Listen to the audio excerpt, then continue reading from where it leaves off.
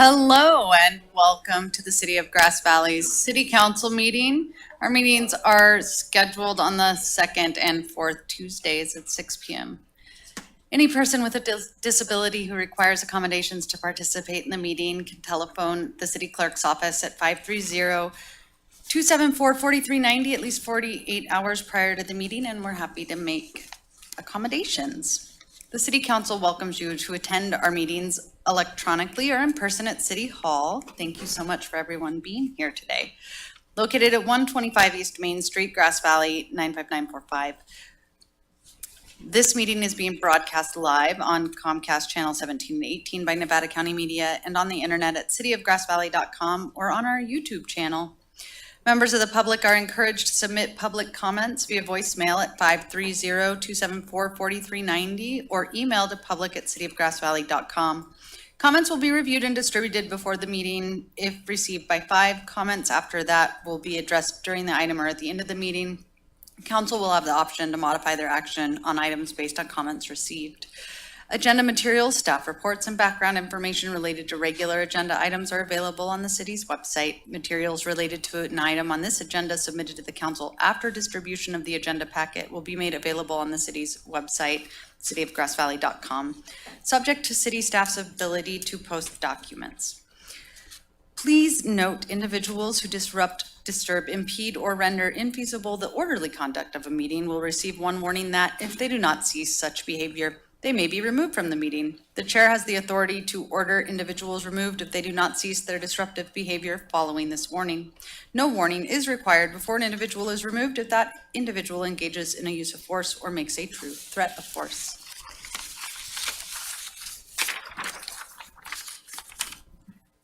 As we said, our chambers are wheelchair accessible, and we do have listening devices available. If you contact the city clerk 72 hours in advance, we are happy to accommodate. I will now call this meeting to order, and our first item on the agenda is our Pledge of Allegiance.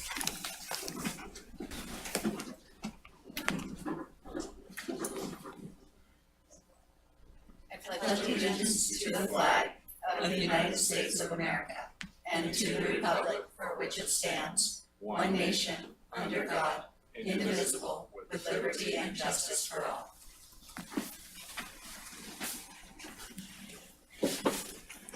Thank you. Roll call, please, Taylor. Councilmember Arbuckle? Here. Councilmember Bonamolo? Present. Councilmember Ivy? Present. Vice Mayor Caravelli? Present. Mayor Hodge? Here. All 5 members are present. Next item on the agenda is the agenda approval. No changes from staff. Excellent. I'll entertain a motion. So moved. I'll second. All those in favor signify by saying aye. Aye. That passes. There was no closed session tonight, and there's no city update tonight, so that brings us right to public comment. If you're here for public comment for something that's not agendized, we do have speaker cards. If it's on the agenda later, you can wait. You don't need a speaker card, but you can come up during that item. So for something not on the agenda, this is what we're looking for at this time. Members of the public are encouraged to submit public comments. You can do so via voicemail or email at public@cityofgrassvalley.com, and that can be done at any time. Comments specific to a meeting will be reviewed or distributed before the meeting if received by 5. Comments after 5 will be addressed during the item or at the end of the meeting. There's a time limitation of 3 minutes per person for all emailed, voicemail, or in-person comments, and only one type of those public comment per person. Speaker cards are assigned for public comments that are on any items not on the agenda and with the jurisdiction or interest of the city. Speaker cards can be pulled until the opening of public comment, so you have just like 2 sentences left if you wanted to get a speaker card. If you wish to speak regarding a scheduled agenda item, please come to the podium when that item is announced. When recognized, please begin by providing your name and address for the record. This is optional, but it helps us keep track. 30 minutes of public comment will be heard under this item in order of the speaker card assigned, and the remaining general public comments will be heard at the end of the meeting. And we will begin with number 1. Good evening, Mayor Hodge and esteemed council. My name is Robin Galvin Davies. I am the Executive Director of the Greater Grass Valley Chamber and the Grass Valley Downtown Association. First and foremost, wearing my chamber hat, I am inviting the community at large to a very, very fun and exciting new opportunity on Saturday. Seasons at Loma Rica Ranch is opening their doors to the community. You can pop in from 11 to 3 and see the new homes at Seasons at Loma Rica Ranch. It's accessed off of Sutton Way, and they are delighted. They're very excited to welcome the community and show off their new home models and give you information about what's coming, what's going, and what's available. So mark your calendars for Saturday, this Saturday, which I believe is the 16th. Thank you very much for that correction. Wearing my GVDA hat, we have a very, very, very busy September. We're going to launch our September with Magical Evening on Mill, which is a very special celebration under the stars on Sunday, September 7th from 6 to 10 p.m. Tickets are still available, but they are going fast, so don't hesitate. Reach out and get them now. They're available on the Downtown Association website, downtowngrassvalley.com. Followed by our sidewalk sale, which is the really, really fun all day long. Every merchant in downtown Grass Valley brings out their products and merchandise, and it is a fun and festive day. So from 10 to 5, come on down and find the bargain of your life. And that is going to be a delightful, delightful day. So come on down, support Grass Valley, either at Magical Evening or at our sidewalk sale, and we hope to see you there. Thank you for your comment. Next person for public comment, number 2. We only had the one. That's very exciting. Okay, we'll wait to hear from all of you a little later. Do we have anybody in the virtual world? There's no additional public comments at this time. Okay, we will now close public comment, and that brings us to the consent items. All matters listed under the consent calendar are to be considered routine by the City Council and will be enacted by one motion in the form listed. There will be no separate discussion of these items unless the City Council votes on before the City Council votes on the motion to adopt. Members of the City Council or the staff or public request specific items to be removed, but that takes a vote of the council to remove anything. Unless the council removes an item from the consent for separate discussion, public comments on this item are invited to the consent calendar as a whole and limited to 3 minutes per person. I will now open it up for public comment on the consent. So these are items 1 through 7.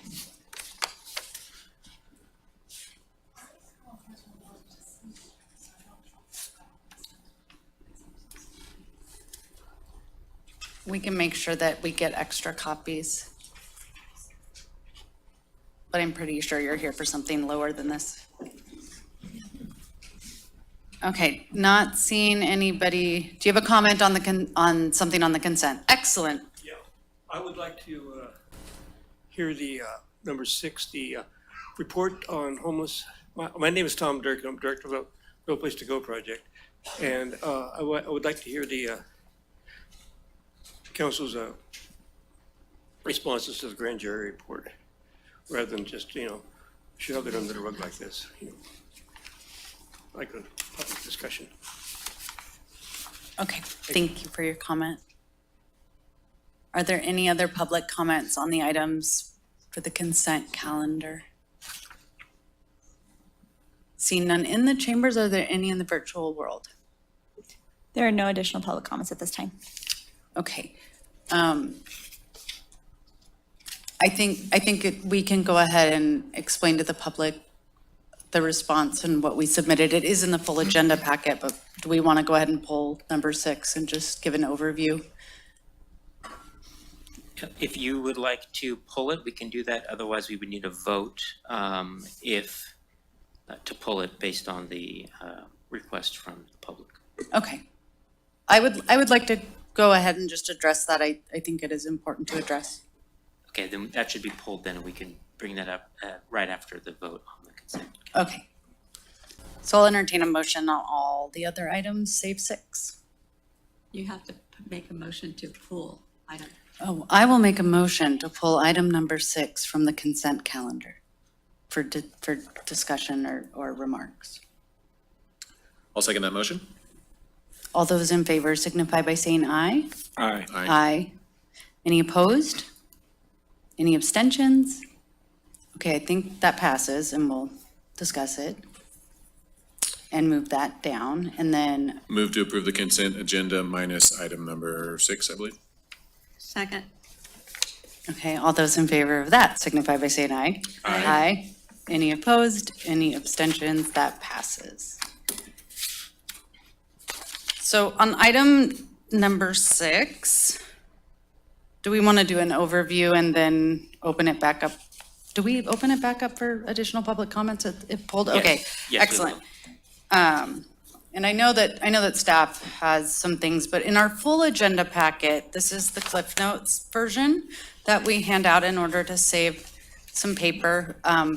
But the full agenda packet has the full response from the city of Grass Valley, which is much more in-depth and thoughtful.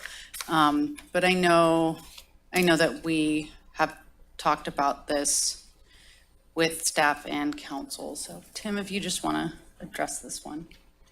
Yeah, so for the record, Tim Keiser, your city manager. I will not go over the report that was generated by the grand jury. They specifically asked us to address 4 recommendations, excuse me. I'll read those recommendations and then our response. So the first recommendation is local governments, cities, the county, and the Board of Supervisors should enact a comprehensive and coordinated anti-camping laws, possibly consulting existing anti-camping laws in other counties and states. Our response is the recommendation has been implemented. The city of Grass Valley already has an ordinance in place that prohibits camping on public property, limits camping on private property, and regulates the related behavior. These ordinances have been enforced consistently, and we've developed an alignment with best practices and legal standards. Grass Valley remains open to the regional collaboration and periodic review of its policies to ensure continued compliance and effectiveness.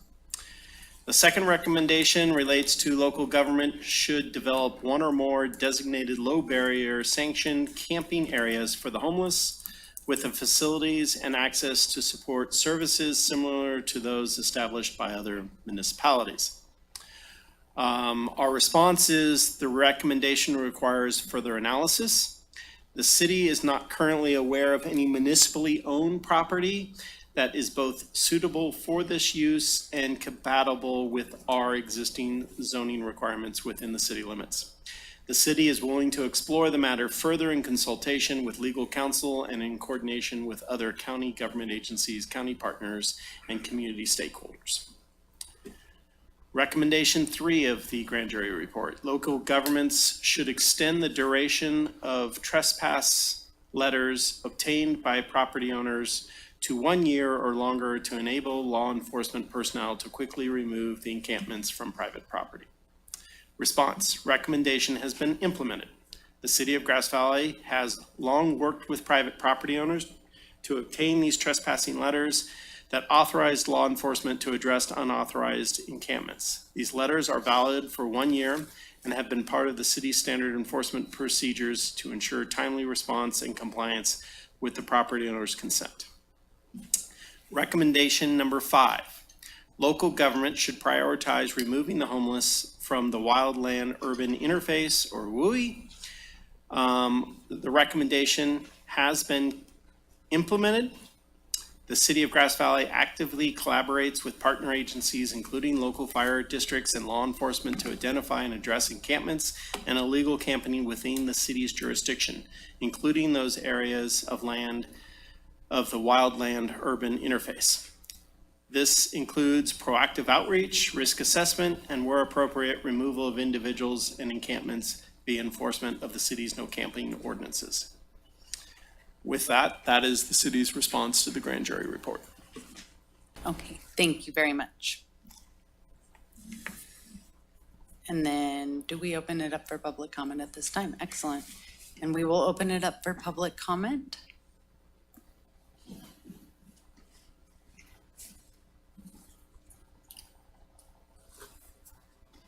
Again, my name is Tom Durkin. I am director of the No Place to Go project. We work on, with homeless people. I work with Peer Center. And I had an interesting meeting recently where they're bringing garbage bags and feminine products and a phone charger out to the camps. And they're trying to establish rules for safe camps. They're doing their best, and I think it's kind of bizarre to have an anti-camping ordinance when you can't offer them a place to live or be. People can't get their act together if they can't be somewhere, and we can't help them if we can't find them. So the only thing worse than a safe camp is no camp, and that's what we got right now. And I think it's, you should withhold any kind of fines or penalties of people because they have no place to go, and it's just not fair. So I just want to put that before you. Thank you so much. Thank you so much for your comment. Are there any other comments on this grand jury report and recommendations? Seeing none in the chambers, are there any in the virtual world?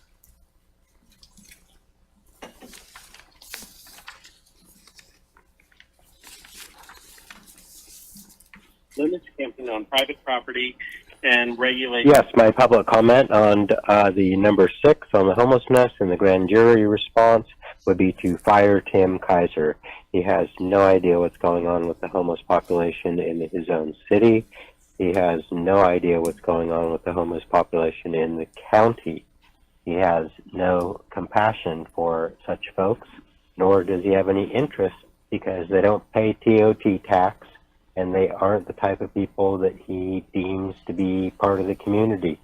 So it's very sad that he himself has put the city in a position of having so many homeless people on the streets with absolutely no place to go, being moved doorway to doorway, punish different businesses, depending on which one they land in and happen to vomit in or go to the bathroom in. It's ongoing in the Brunswick Basin. We keep losing businesses one after another, and it's got to stop. So the fact that just ignoring the homeless is not going to make them go away. A lot of people are here from other places, and they're not going back. They're here to stay. Thanks a lot. Matthew Coulter. And that is the end of the public comment. Okay. I will now close the public comment. And we can either have a motion to adopt the grand jury response or discussion questions. So moved. I'll second. Okay. All those in favor signify by saying aye. Aye. Aye. Aye. Any opposition, any abstentions? That passes.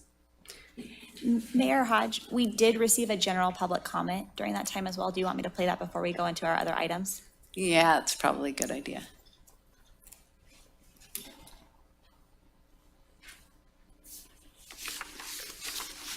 Hi, this is Matthew Coulter commenting on number 5, 6, and 7 on the agenda at the City Council on the 12th of August. 5, NID in the GV City water. There was a person found face down, deceased in the canal that feeds Grass Valley's water.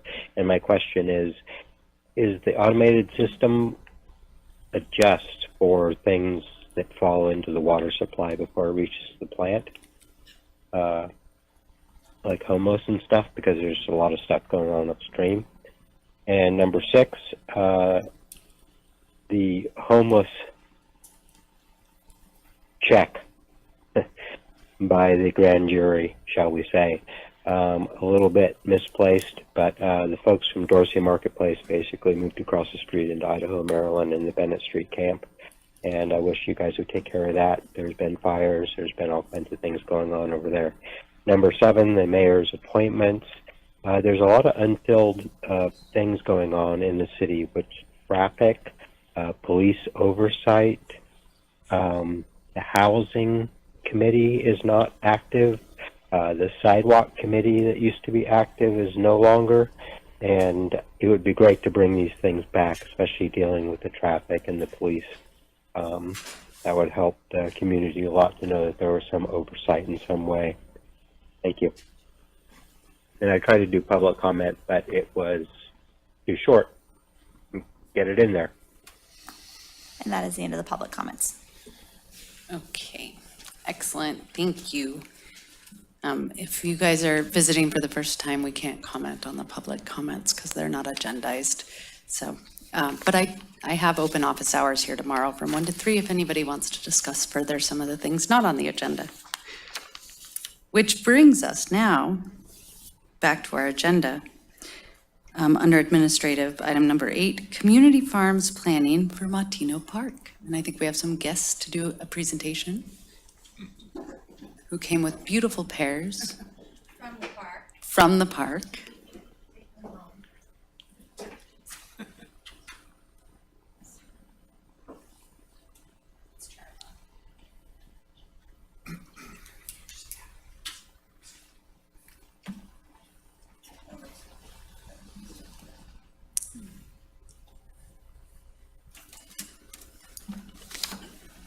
It's working up here for us and not. We'll get it. It's fine. First, thank you for having us. My name is Eli Bacon. I'm the Executive Director of Sierra Harvest. And to my left is Dana Fraz, working with Sierra Harvest and Interfaith Food Ministry on this project. So we're here today to provide a overview of the report that was submitted to the City Council as a result of the funding that you bestowed upon these two organizations for the Community Food Campus project at De Vere Montino Park. We're going to start by talking a little bit about the goals of both organizations and the project, and we're going to review the deliverables that we said that we would deliver, and go over a brief overview of the analogous models that we use to review De Vere Montino Park, areas 1, 2, and 3. And then we will go over the results of the public and partner listening sessions, and then finally go into our final recommendations. For your review, Interfaith Food Ministry and Sierra Harvest went into this project with a series of shared goals. Those are to create equity and access, facilitate healthy food systems, provide education, and reduce waste. As part of the project, we went over deliverables such as producing an operational plan, a fundraising plan, a design, a implementation plan, and we wanted to provide a SWOT analysis, a location planning, and infrastructure research. As part of our process, we went through a number of different listening sessions, but one of the biggest pieces of research was going through analogous models that my cohort discussed. Yeah. Hi, everyone. So I live close to the park, and this is a project that is deeply personal. I'm very excited to see this exist in my neighborhood and have been harvesting pears like this for 4 years with my daughter. And it's been great to work on this project. There are many examples of food forests, food campuses like this all across the country. And the analogous models research that we did surfaced a lot of insights that were very consistent. Really encourage everyone to take a look at the report because we go into detail on several of these organizations and projects with case studies. But there were some really consistent findings. First and foremost, which has already been a key part of our approach here, is engaging community throughout the entire process. So not just as an afterthought, not just as inviting them to pick the food, but really engaging community from the beginning for buy-in and for support of the entire project. Another main insight is this is so much more than just food. This is so multidimensional. We do need to increase food access for our community. This is a great way to do it. But every single project we looked at had all of these other benefits as well. This is an opportunity to educate, to bring people together, to address equity, to address climate resilience and climate change. So many opportunities here. Another insight is start small and scale thoughtfully. With these projects, many of them you'll see in the report, they've been around for 10, 15, 20 years. We're not going to achieve that level of growth and impact in the first year, the third year. So really get targeted on what do we want to achieve in the first year or two and build from there. The final two things I want to mention that are really important is looking at this food production, food harvesting, food distribution as an opportunity to create vocational pathways and job training. Every single project we looked at had some element in there where they were leveraging the workforce dollars that exist in our communities to train people who need jobs, who need work. Huge opportunity with this food production project. And lastly, social enterprise revenue generation is really important. So this is going to be an expensive project. It's expensive to upkeep. So let's not just look at it as something that will extract funds from places, but we can also create value with this food, with the projects we develop, with events. And again, there are a lot of ideas in the report to look at how we might do that. So let's do it. Let's feed people. Let's grow more food. And thank you for joining with us on this project. So now I'm going to go over a little bit of what we did as it relates to the public and partner input summary. So many of you joined us for those sessions, so I just want to say thank you so much to Tom and Haven, and I know Lisa Swarthout joined us as a representative of the county, and Tim was there, so I do appreciate that show of support, and certainly in your leadership in explaining to the public kind of how this process unfolded. So we went through and did a series of surveys. We did a public listening session. We did a partner listening session with peer organizations and businesses. And so I just consolidated all of that input into three main topics that came up as a result of those conversations. The number one comment that we received was around the environment. So initially, if people remember, the proposal had Sierra Harvest taking over Area 3 and with an idea of a community garden or some variation of Food Love Farm. And there was commentary that that would require taking out some trees. And so as a result of these listening sessions and the surveys, and to keep a story short, we decided that actually the best use for that area would be to flip the design and put the food forest in that area and utilize the existing trees as part of the design for the food forest. So that was a key moment from those and a direct result from those community input. The other component to that was the maintenance of the trails systems, and working with Bear Yuba Land Trust as a partner, we would do that and enhance those trails with native and edible plants. So there was concern around that. There's also was comment around fencing. Obviously, public parks are meant to be public and open, so how would we mitigate the fencing component? By leveraging more native plants and those types of elements, that food forest area would not require deer fencing or some sort of fencing, so it would be integrated again into the existing environment versus areas 1 and 2 where that would be a better area or designation for some sort of design around a community farm, and that would require fencing. But again, that's more of a bare land situation, and so we could keep those two areas fenced off while that back half would not be fenced, but certainly they would be open. It wouldn't be that those fenced areas would be locked. So that was, again, out of a direct response to that input. For traffic and safety, one of the other comments that came up was this idea that there isn't a lot of sidewalks and sidewalk access or providing access to school children or anybody else who wanted to access these areas.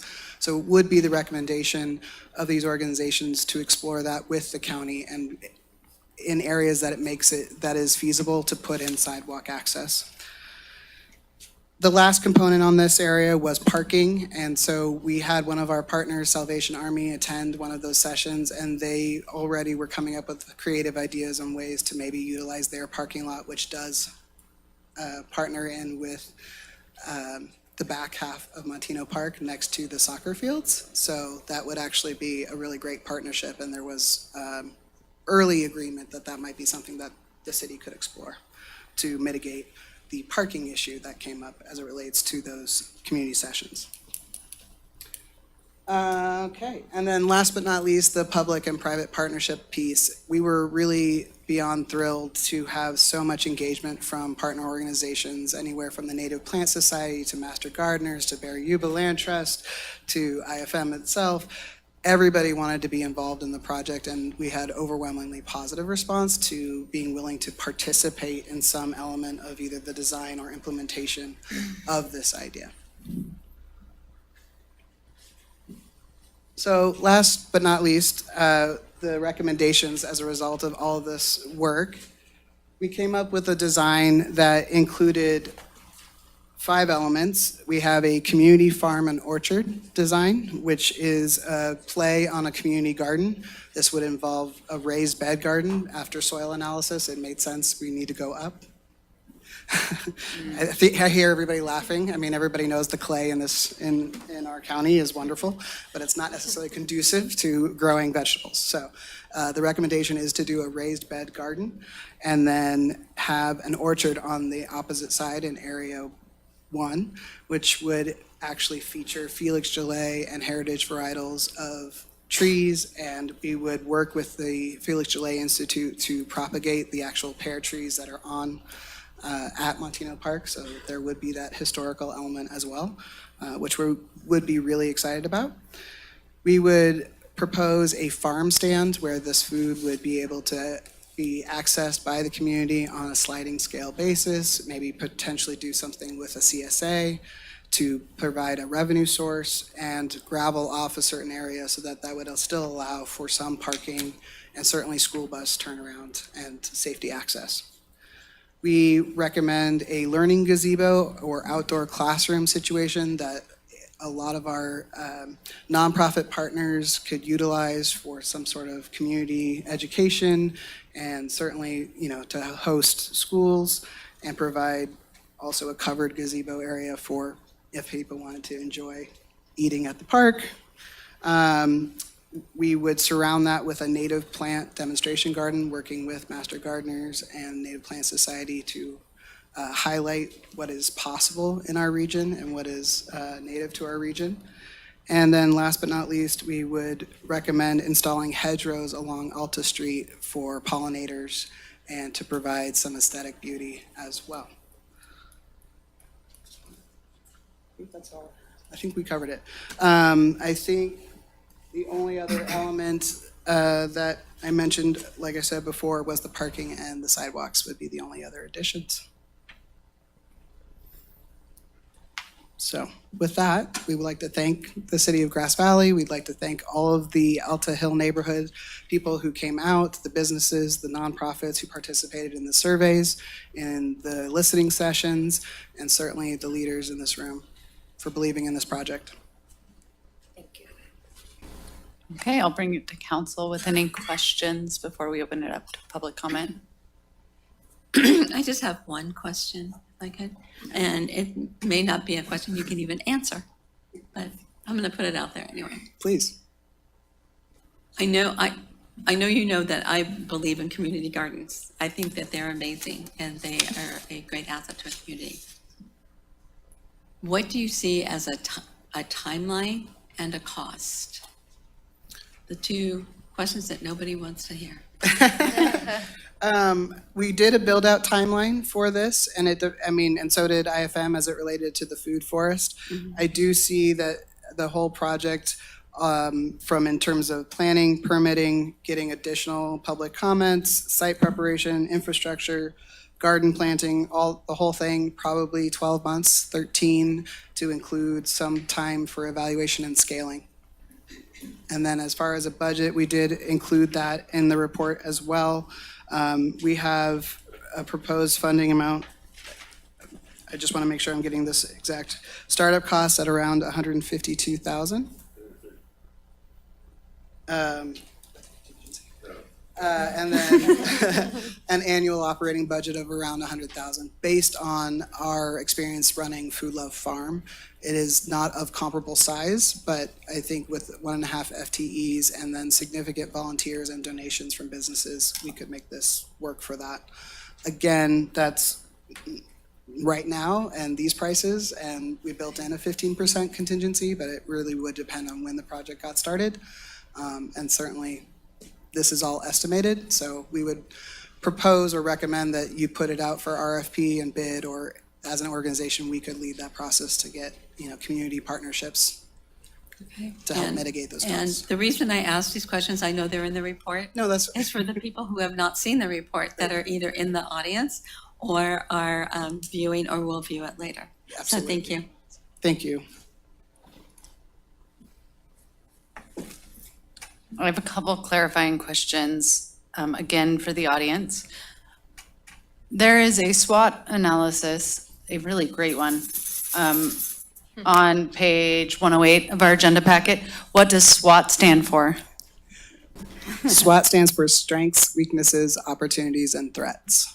Excellent. It is a common tool used to assess the feasibility of a project.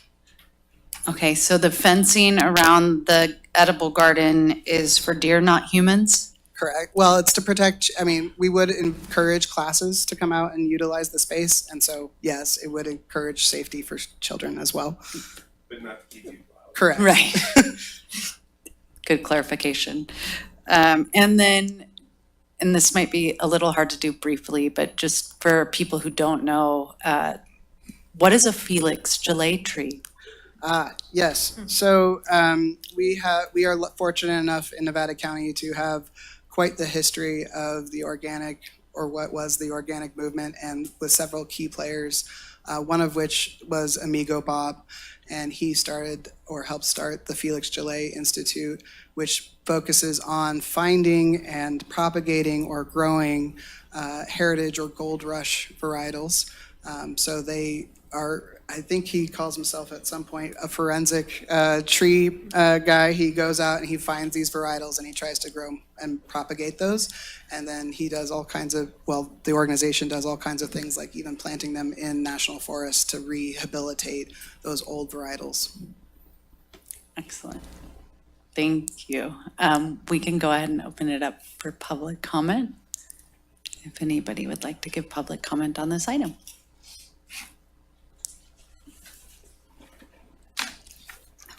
Before I get started, I want to. Thank you.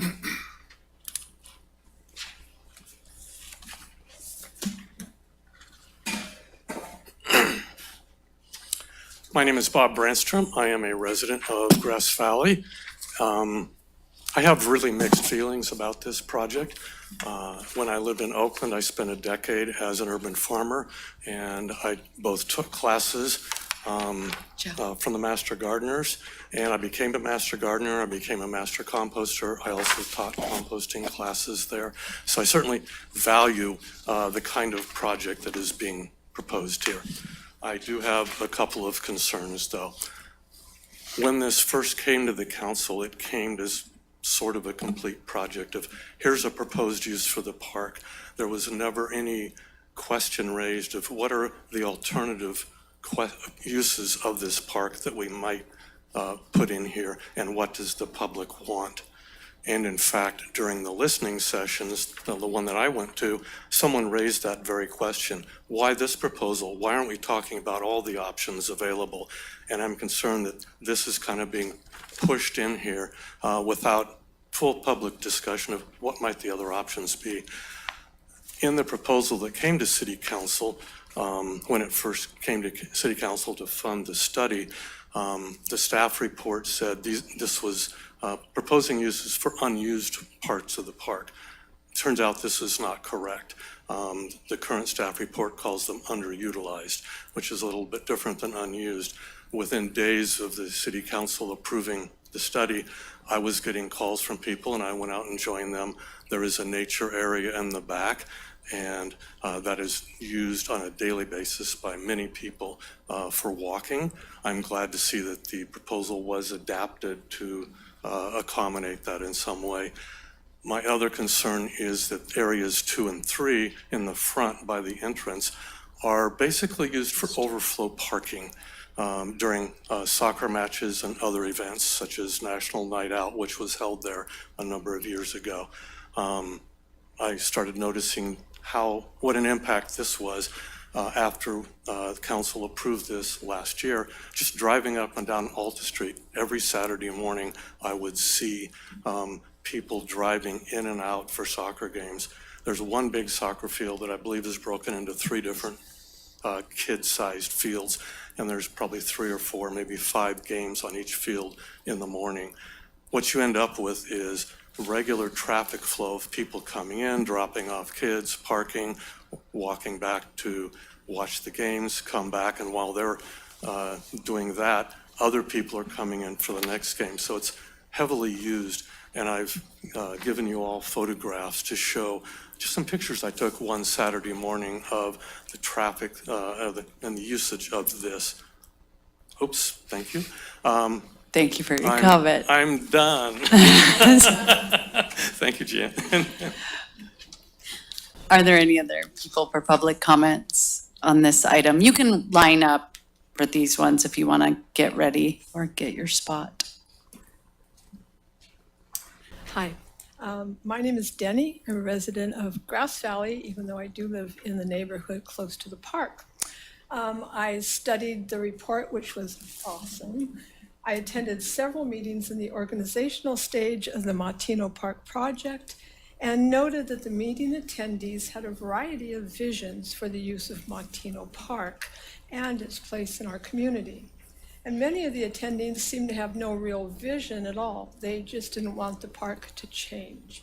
The decision that you make regarding Martino Park is based on the vision that you have for the park and for our community.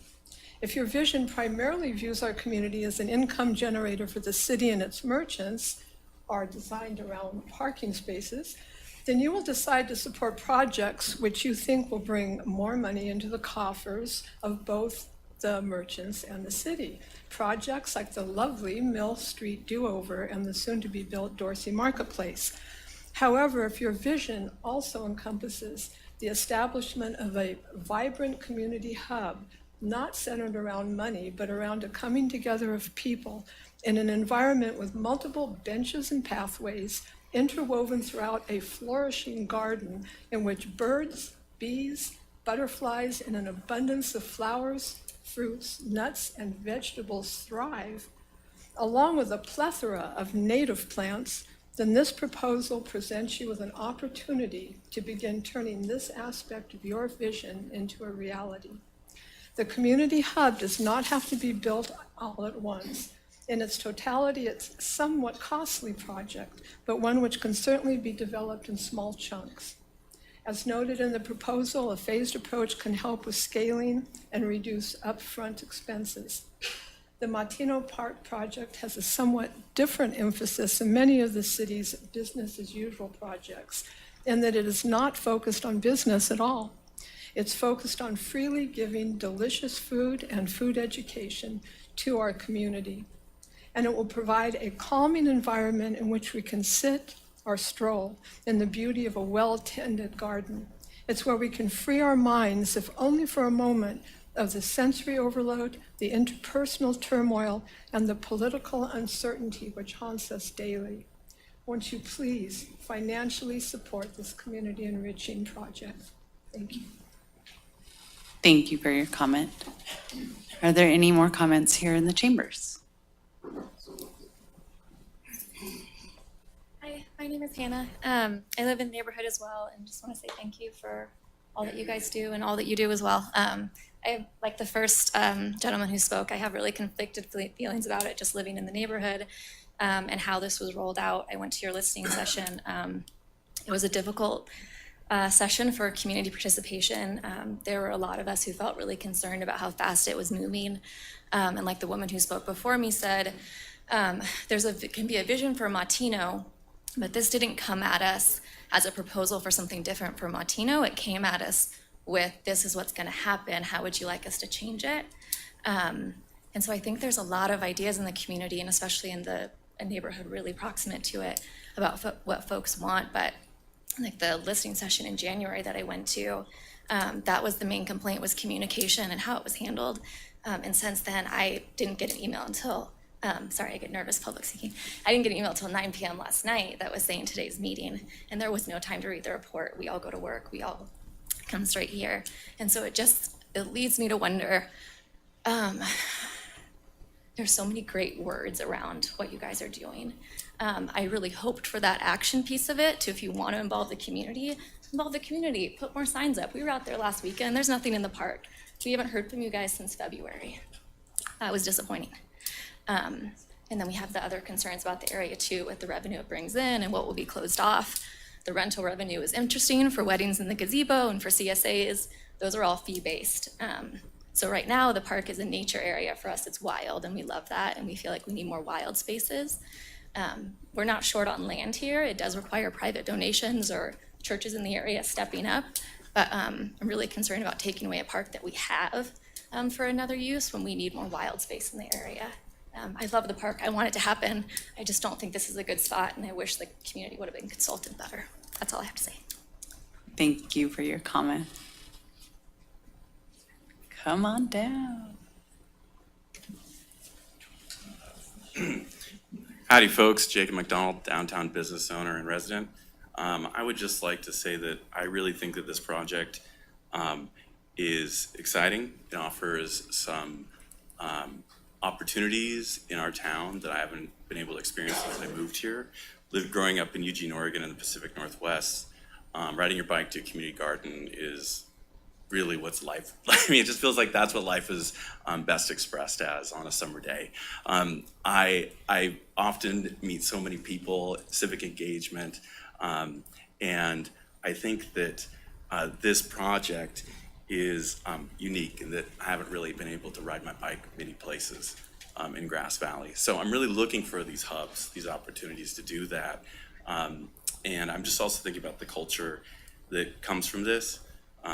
And I just think it's an extension of a lot of our values with downtown. What we've done with Mill Street, our friend over here that said that, how that Mill Street was more about creating commerce. I think that we can connect these things. I think opportunities like this are worth evaluating and really hearing from the full community. I've been to both meetings in the listening sessions, and I think that it was a great evolution, and to see, those meetings go, those listening meetings, from the first ones to the second one, and that I think that a lot of this whole project, I think that it's really I think it's a new opportunity for Grass Valley, and I think it really represents our community values, and that's what I would say about it. All right, thank you very much, guys. Thank you so much for your comment. I don't see anybody else here in the chambers. Do we have anybody in the virtual world? Oh. If you do have a public comment on this item, please come on down so we know that you're in line. What I say is going to be shorter than that because I could never get them in 3 minutes. So, my name's Sandy Frizzell, and I live in the neighborhood of the park. And I just want to say to the nonprofit organizations, I'm pleased with the report. I think you guys did a lot of work on it. And I'm here to say I totally support Area 1 and 2 being developed for the purpose. I was instrumental in Lodi and starting the first community gardens and starting the first farmers market. So I'm all in favor of what you guys, all the ideas you have. I do have a concern, and my concern remains for Area 3. That is an open space in the park, and I feel like we've got soccer, we've got tennis, we've got a playground. Now we're gonna have food farms. And I feel like that 1.5 acres in the back is really important to a lot of people, a lot of elderly people, a lot of families that take their kids in to teach them how to ride bikes.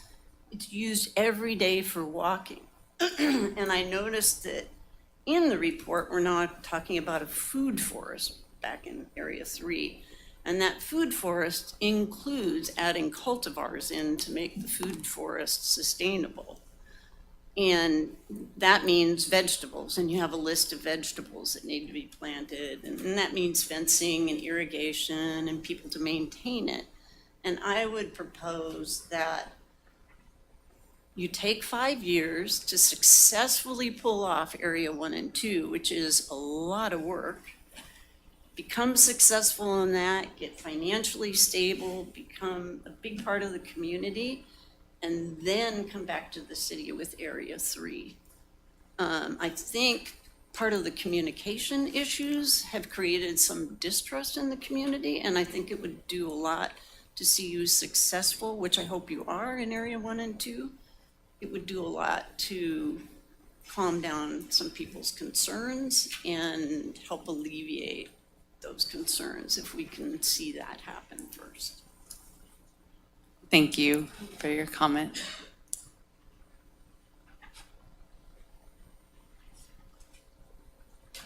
Hi, my name is Lily Marie Mora, and I live on Alta Vista Avenue, right across the street from the park. And I thank you all for everything you do every day, and I want to thank you folks from Sierra Harvest and Interfaith Food Ministry for the comprehensive research that you did. It was obviously a lot of work went into the report. I too am in great support of the recommendations for 1 and 2. There's every kind of benefit, whether it's youth involvement or food security or soil management or community connection. I mean, it's huge. It's just really a good thing. But I have points of concern and questions. And again, with how the world is now, it's a little crazy. And so, again, I too am really encouraging people to go slow and do one section at a time for 3 to 5 years, really get it on its feet and really get the community behind it.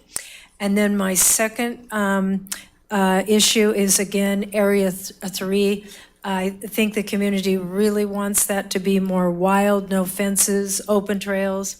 And if there is going to be some kind of food forest, the plants need to be drought resistant, local native plants with limited needs and fire safe. Like I saw, I think there was a grapevine or something. Well, I have property, I have the neighbors' grapes that have seeded, and pulling them down is a job. So, and then again, I don't know how you're going to do the parking with the Gold Country Soccer. It's great if those two can somehow come together, but I don't know how that's going to work. And then number 4, can one of the gardens be named for the Mulcahy family because they were the original property owners that donated the property? And then obviously the other garden, which is I think kind of the natural garden, it seems like should be named for the local Native Americans, you know, so we encompass everybody. And I think that's it. Thanks. All right. Thank you. All right. Thank you. Thank you for your comment.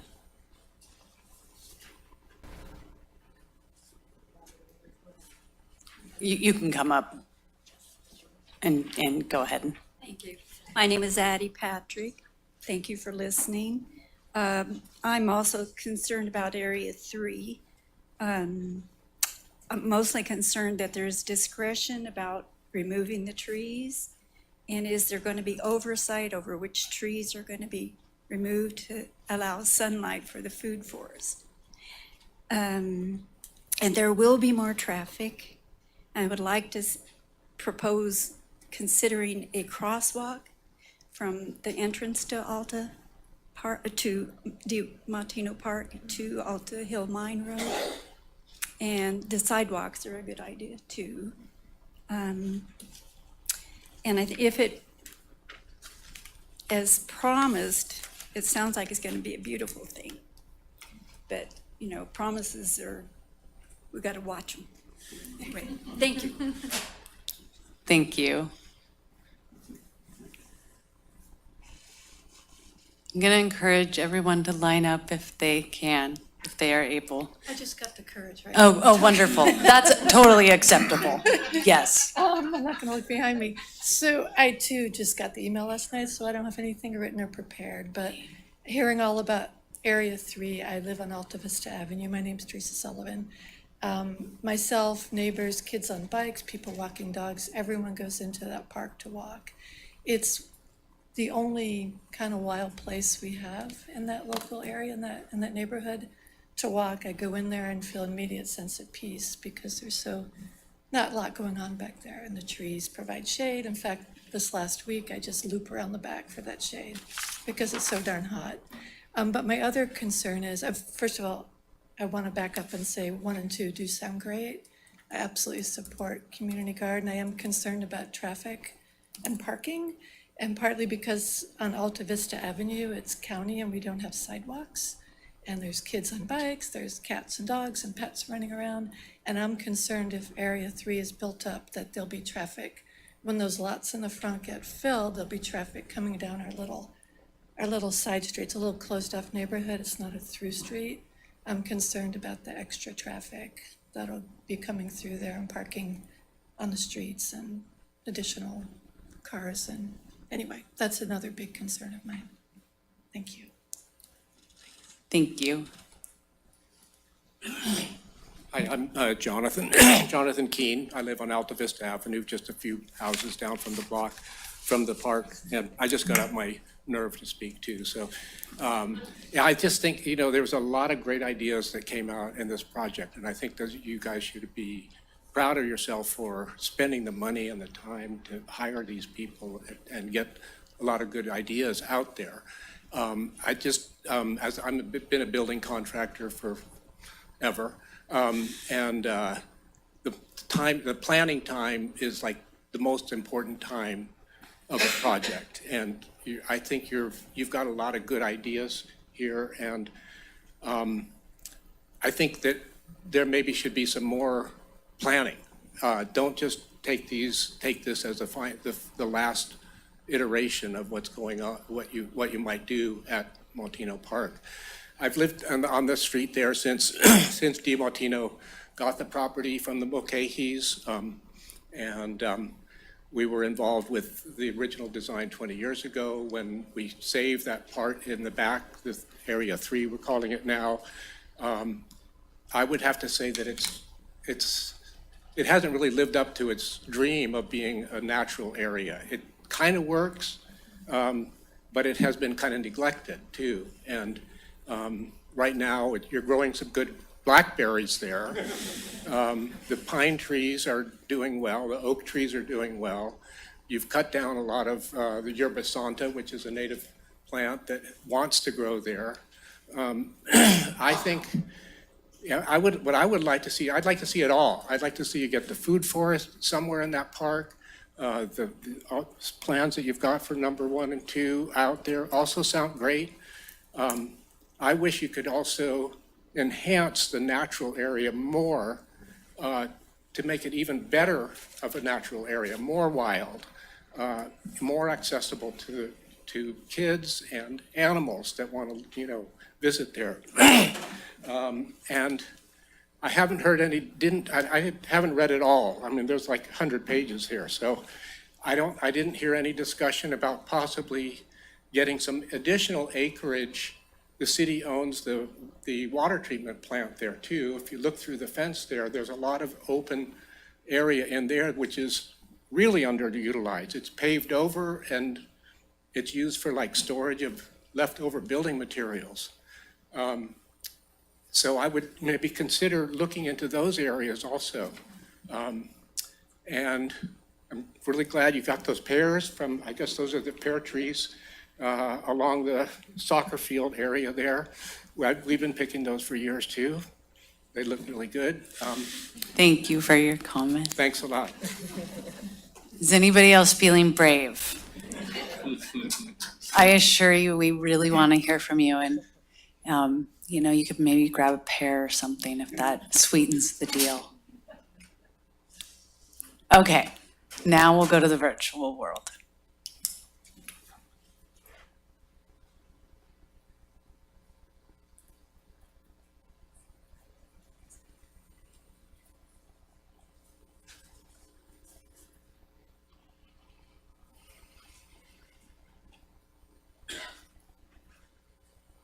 Think that they're amazing, and they are.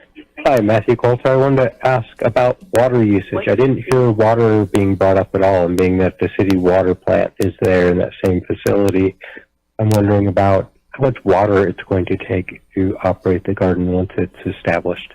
Thank you. And that is the end of the public comments. Okay, I will now close public comment and bring it back to council for questions or comments ourselves.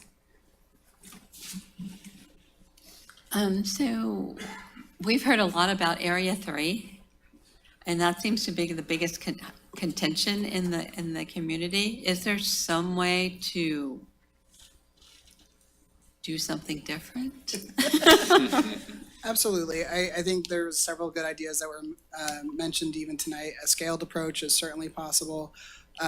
Area 3, that was the area that Interfaith Food Ministry targeted for the food forest. And so I would not want to speak on their behalf in terms of, I don't have necessarily the knowledge of their specific plans in great detail, but I could say that there absolutely is wiggle room to adjust design. I was writing notes as everybody was doing the public comment. I think that there's ways to enhance what is the existing infrastructure. I think there's certainly sensitivities around maintaining as many trees, existing trees as possible, highlighting and even supporting the native plants that do thrive there. So I definitely think that there is a vision that honors everything that was said here tonight. And certainly I can absolutely get behind a scale approach for areas 1 and 2, and then looking at areas 3 more, doing more studies, doing more research, et cetera. Absolutely. Thank you. I think it might also be important to clarify the definition of a food forest. My understanding is that it incorporates the native landscape, but adds, edible trees and orchard trees. Is that correct? Would you define it differently? I would not. I think that is, in essence, what we're talking about. In addition, it's things like white sage or culinary plants like rosemary. So it's not necessarily just fruit trees and things like that. Is working with herbs and edibles and nasturtiums and anything you can imagine. But really I believe Interfaith Food Ministry's initial design was integrating as much as possible those native plants and those edibles, because frankly, they're a little bit more deer resistant than trying to put in things like candy for deer. Yeah, candy for tomatoes. Excellent. Just a comment. You guys have been really explanatory on the details here, and if you read the report, it's really well thought through. There's always room for improvement. I just think once you get a project like this, it has room for evolution, and then kind of gotta, trial and error it a lot of times to get through these things. So, it sounds amazing, and I think that's probably what you'll end up doing. Has anybody seen the price of a tomato at the store? It's such a reward to be able to walk into a place like this and get some fresh produce for your family, for your kids. Organic foods like that, a lot less doctor visits, etc. So the overall, aim and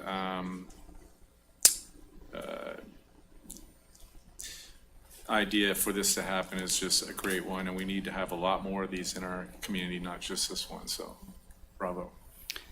If I can just comment, I do, and I think Dana would agree with me, that we do believe in integrating community input in every step of this. So if we were to move forward with this project, I would like to offer that my commitment to try and integrate as much community input into each stage of this process.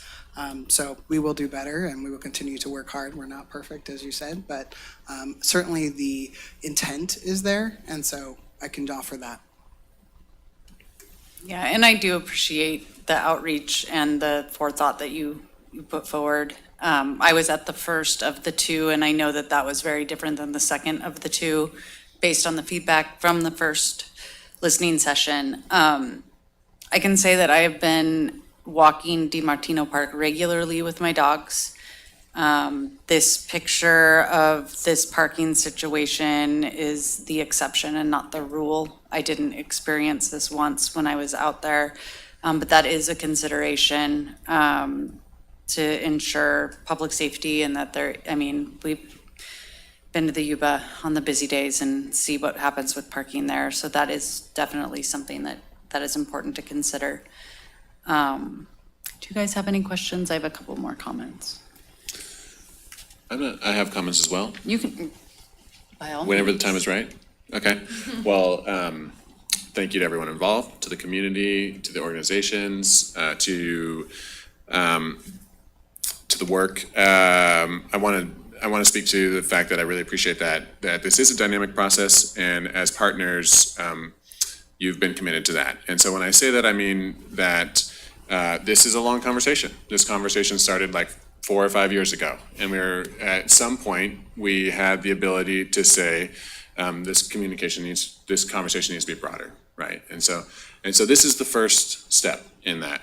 And this is the first amount of work that went into that. But that doesn't mean that this isn't a dynamic process moving forward. And so that everyone in the room is encouraged, welcome to keep coming back. I know that these organizations are committed partners in that, and I know that the city councilors are as well. And so I know that at times that wasn't apparent. So apologies, right, everyone? Sorry, especially I know in the community that there was some worries, and that's very fair. And so, but I just want to reiterate that the comments tonight are valid, and we look forward to making this a situation that we're all proud of and that we're all able to work together on. And so, and this is just the next step, right? We don't exactly have the money set aside yet, right? Hopefully we do tomorrow, right? Hopefully we can continue to work on this immediately. So this is just the next step. I personally am super excited to figure out what those next baby steps are, what dynamic shape, direction they take. This is amazing work. I'm really excited, and yeah, it might change. And I appreciate the vision, the thought, the work, and whatever we can do tomorrow. Okay, so, thank you, first and foremost, and thank you to the community. I attended 3 meetings, and I listened and heard and listened and heard, and they were long, and you guys did a fantastic job taking the input and putting it into a very robust explanation of what I believe that the community said to you and what your guys' vision is, so thank you. In one of those meetings, we had Salvation Army there, and they came and discussed parking. Can you kind of share with everybody in the room, because parking seems to be an issue? They were very, very open with something, and I'd like for you to share what they said, please. Yeah, so in the partner listening session, they contributed or offered some sort of agreement with the city of Grass Valley that if during the soccer Sundays or Saturdays, soccer, clearly I don't have kids, soccer Saturdays, that they would be willing to open, there's a back gate to their parking lot that opens up into the soccer fields, that they would open those gates and have that as available parking for those things to mitigate that parking issue. And do you remember how many parking spots that was, that it opens? I don't, but I can get back to this Okay. council. I want to say it was something around 25 or something. I believe so. It's something like that, yeah. Right. So I do want to share that there was that component, that in those the listening sessions, that was a concern, and there was somebody who presented a solution. So there was a solution there. Can you also take this idea and can you recreate it and put it in other places? Yes. Okay, so that's the part that really excites me, is that I believe that we can take this general plan of what you guys came up with for this park in particular, but I think we can rubber stamp this and put this in other places, if that's the case. I think that's what excites me the most, is that we can have community gardens all over the place, because recreation is different. You know, it's not just about soccer and pickleball and baseball. It's also about food, and it's also about teaching kids the education of food. I would like to ask that staff even give this report to the Measure E committee to review. I think that would be really something for them, since that's part of our park funds. I think it would be great for them to see that. And I would also like to request that we do look for funding for any sort of grants that we can do to implement this in any of our parks, may it be. To your comment, we did, as we were developing it, with that thought in mind, that we could, our plan could be put other places. So I thank you, hats off to you. I do believe that food sensitivity, so well, that's not the right word, food Equity? Thank you, is something we all need to be concerned about and looking at and teaching children. How long does it take for a carrot to grow? What does that look like? I think this is a great program that you all have created. I think this is a great proposal that you all have created, and I'm very excited for the future of the youth, the community, and the kids, and all of us. I think that we can do this and put this in multiple places, and I think it's going to be a really cool project moving forward. So thank you for your time on this. I echo all of that for sure. I think what we're trying to do is think about the community and the community gathering spaces. You know, it's not just about the business plan or Mill Street or the shopping corridors. And it's not either or, it can be both and. And what we're trying to do is foster community in the best way possible. And where we maybe had some blind spots, I hope that everyone here feels invited to continue the conversation. I see Eli everywhere, so I know that he's out there, and all of us, you know, shop in our local grocery stores and hang out all around town at different things. If you see us and want to talk about something, please do so. That's what we're here for. I did like the notes about sidewalks and crosswalks, particularly with littles. We want to make sure that they're as safe as possible. Also the comment about fire safety. And then one thing that I try to have all of our vegetation plans that come to us consider is the wildlife and the wildlife nearby. Bobcats love catnip. And we want to make sure that we're not attracting the wrong buddies. The wrong cat? Yeah, meow meow. But yeah, I really appreciate the thoughtfulness and the spirit that this will be a continuing conversation. You know, it is a garden. It will take many. You know, anybody who's tried to grow anything knows. Oh, that worked this year, and sometimes it doesn't work the next year, and so it will be a living garden, as it were, because that's what gardens are, and the community is certainly invited to be a part of that as it goes on. So I think we have a recommendation on our agenda. If there's anything else you would like to add in final, or we would go ahead and entertain a motion.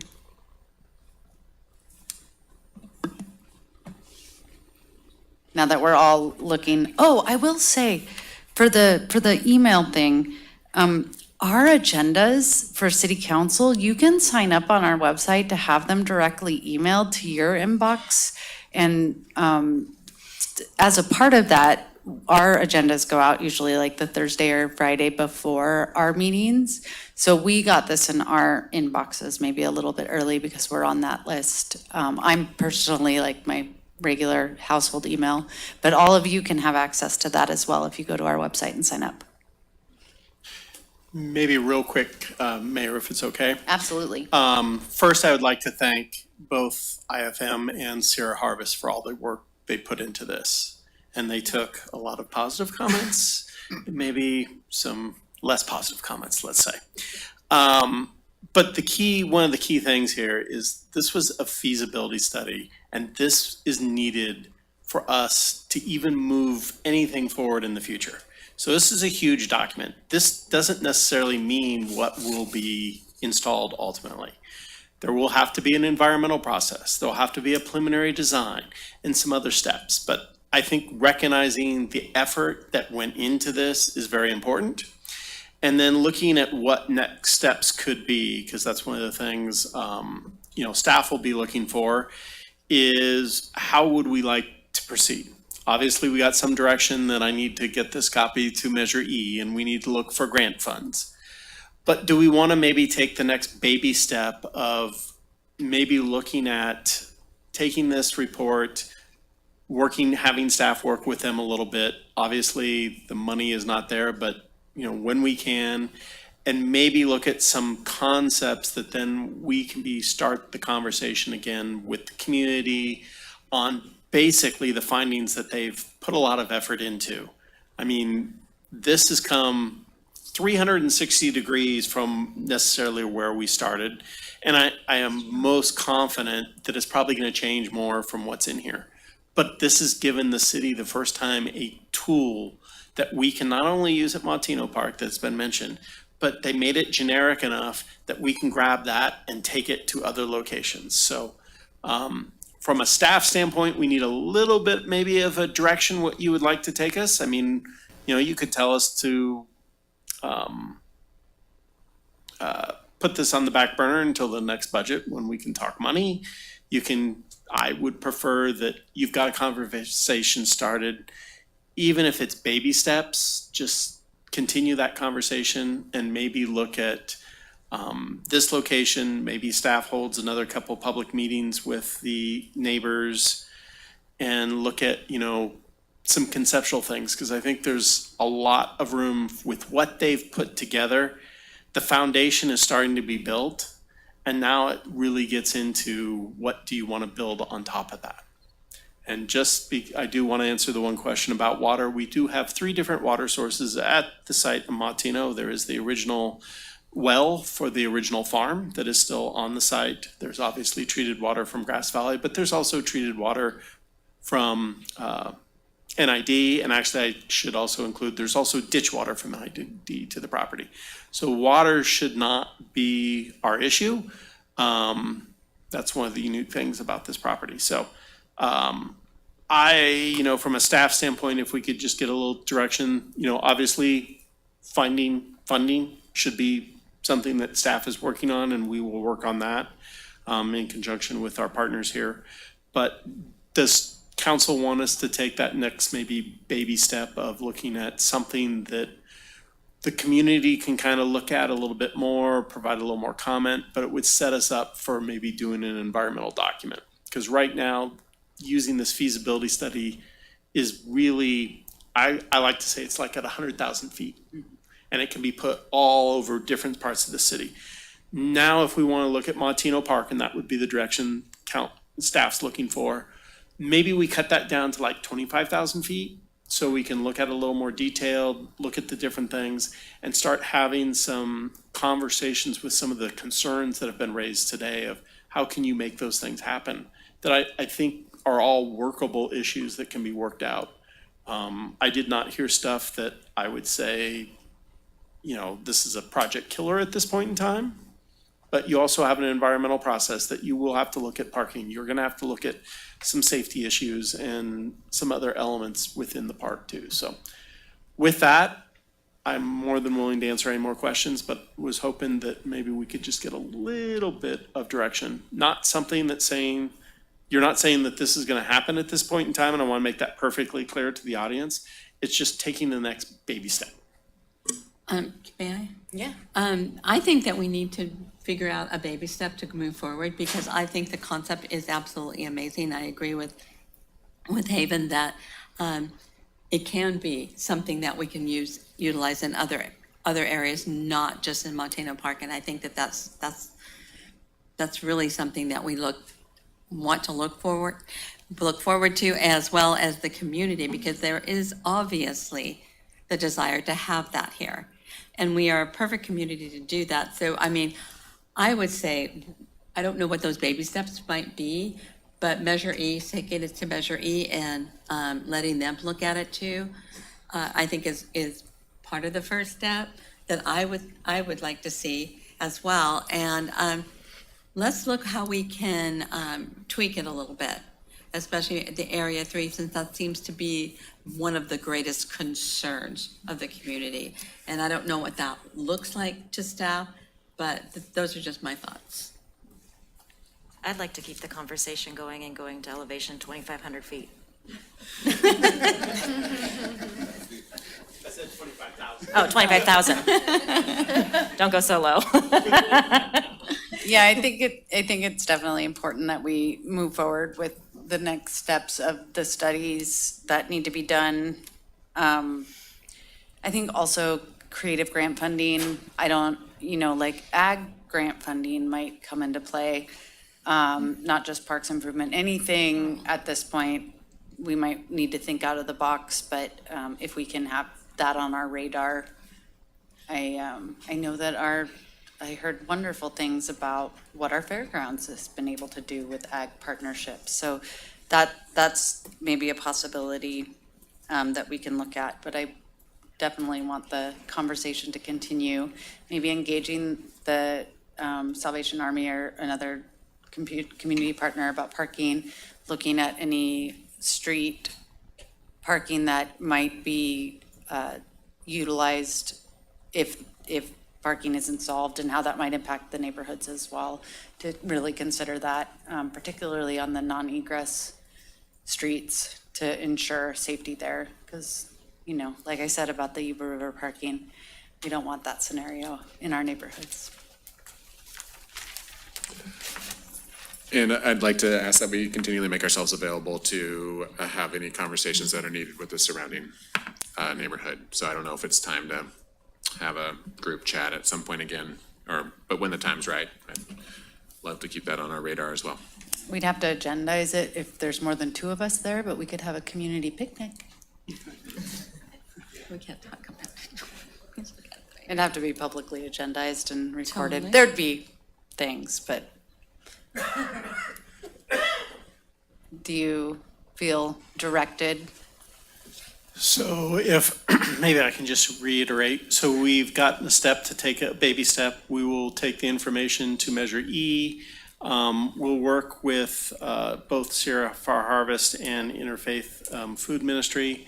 Maybe even look at phasing the project a little bit, you know, how that could be done, so that then we can come back and present that not only to council, but maybe the city can hold a couple public meetings in conjunction to kind of further the conversation so that we're ready for the next budget cycle. And obviously, priority, look for funding. That sounds great. Do we need to vote on that? Nope. Okay, then you have your direction. And I know we still have a big crowd, so I'm sure that everybody's here for the next couple of items. We are gonna take a brief moment, a little bio break. So 5 minutes, if we can come back at 7:27.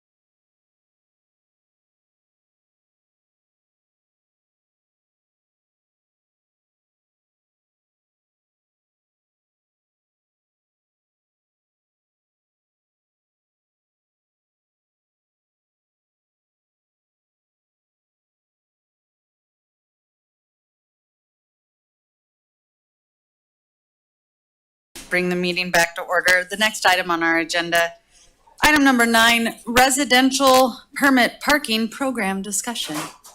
Madam Mayor, I need to recuse myself on this one.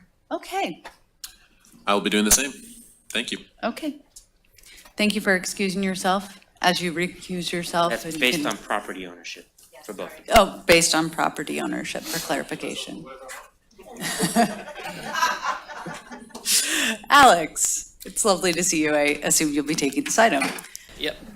Good evening, council. For the record, Alex Gamelgard, your chief of police. And as you mentioned, before you this evening is a conversation and seeking direction from the council, or at least the 3 remaining council members that are here, related to residential permit parking program. As you know, over the past year or so, the city has been in contact with residents of the 300 block of Mill Street related to parking availability concerns in their neighborhood. The city recently constructed a facility located at 309 Mill Street. That facility is composed of a total of 33 vehicle spaces, 14 of which are on the upper level. 2 of those are ADA, and then 19 on the lower level. The lot is currently posted for 3-hour parking in the upper area and our traditional city permit parking for the lower area. I have met with a neighborhood liaison to discuss the desires and needs of the neighborhood related to parking access, and the neighborhood expressed concerns with adequate on-street parking inventory. As you know, a number of the homes in that area do not have off-street parking on their properties, and so Mill Street tends to be the parking location. The proximity of the neighborhood to the business improvement district sometimes creates parking challenges along Mill Street. Mill Street in that area does not have time-based parking restrictions on the roadway. So in some cases, the business improvement district parking can extend for all day. Many of the homes in the area rely on the on-street parking options due to a lack of the off-street parking. So for you this evening, just want to get some direction from council on some specific items. In your staff report, there was draft municipal code language. Should we adopt all that, or you give direction to make any amendments, that would be done through the process of a city ordinance. A city ordinance would be a first reading to the council, which is not tonight. That would come in a subsequent meeting, a second reading, and then would be enacted 30 days thereafter. So that's our time frame. The lower portion of the lot has 11 spaces on the creek side and 8 spaces facing the retaining wall. And I think you have that on your screens, and it's on the screens over here. The recommendation from staff and in collaboration with the neighborhood is to assign the retaining wall side of the lower area for residential permit parking pursuant to the draft code amendment that you see. And we have an alternative there as well to talk about, which would be to potentially just make all the spaces on the lower section permit in general, whether it's a regular permit lot as they are today, or the utilization of what would become a new residential parking permit.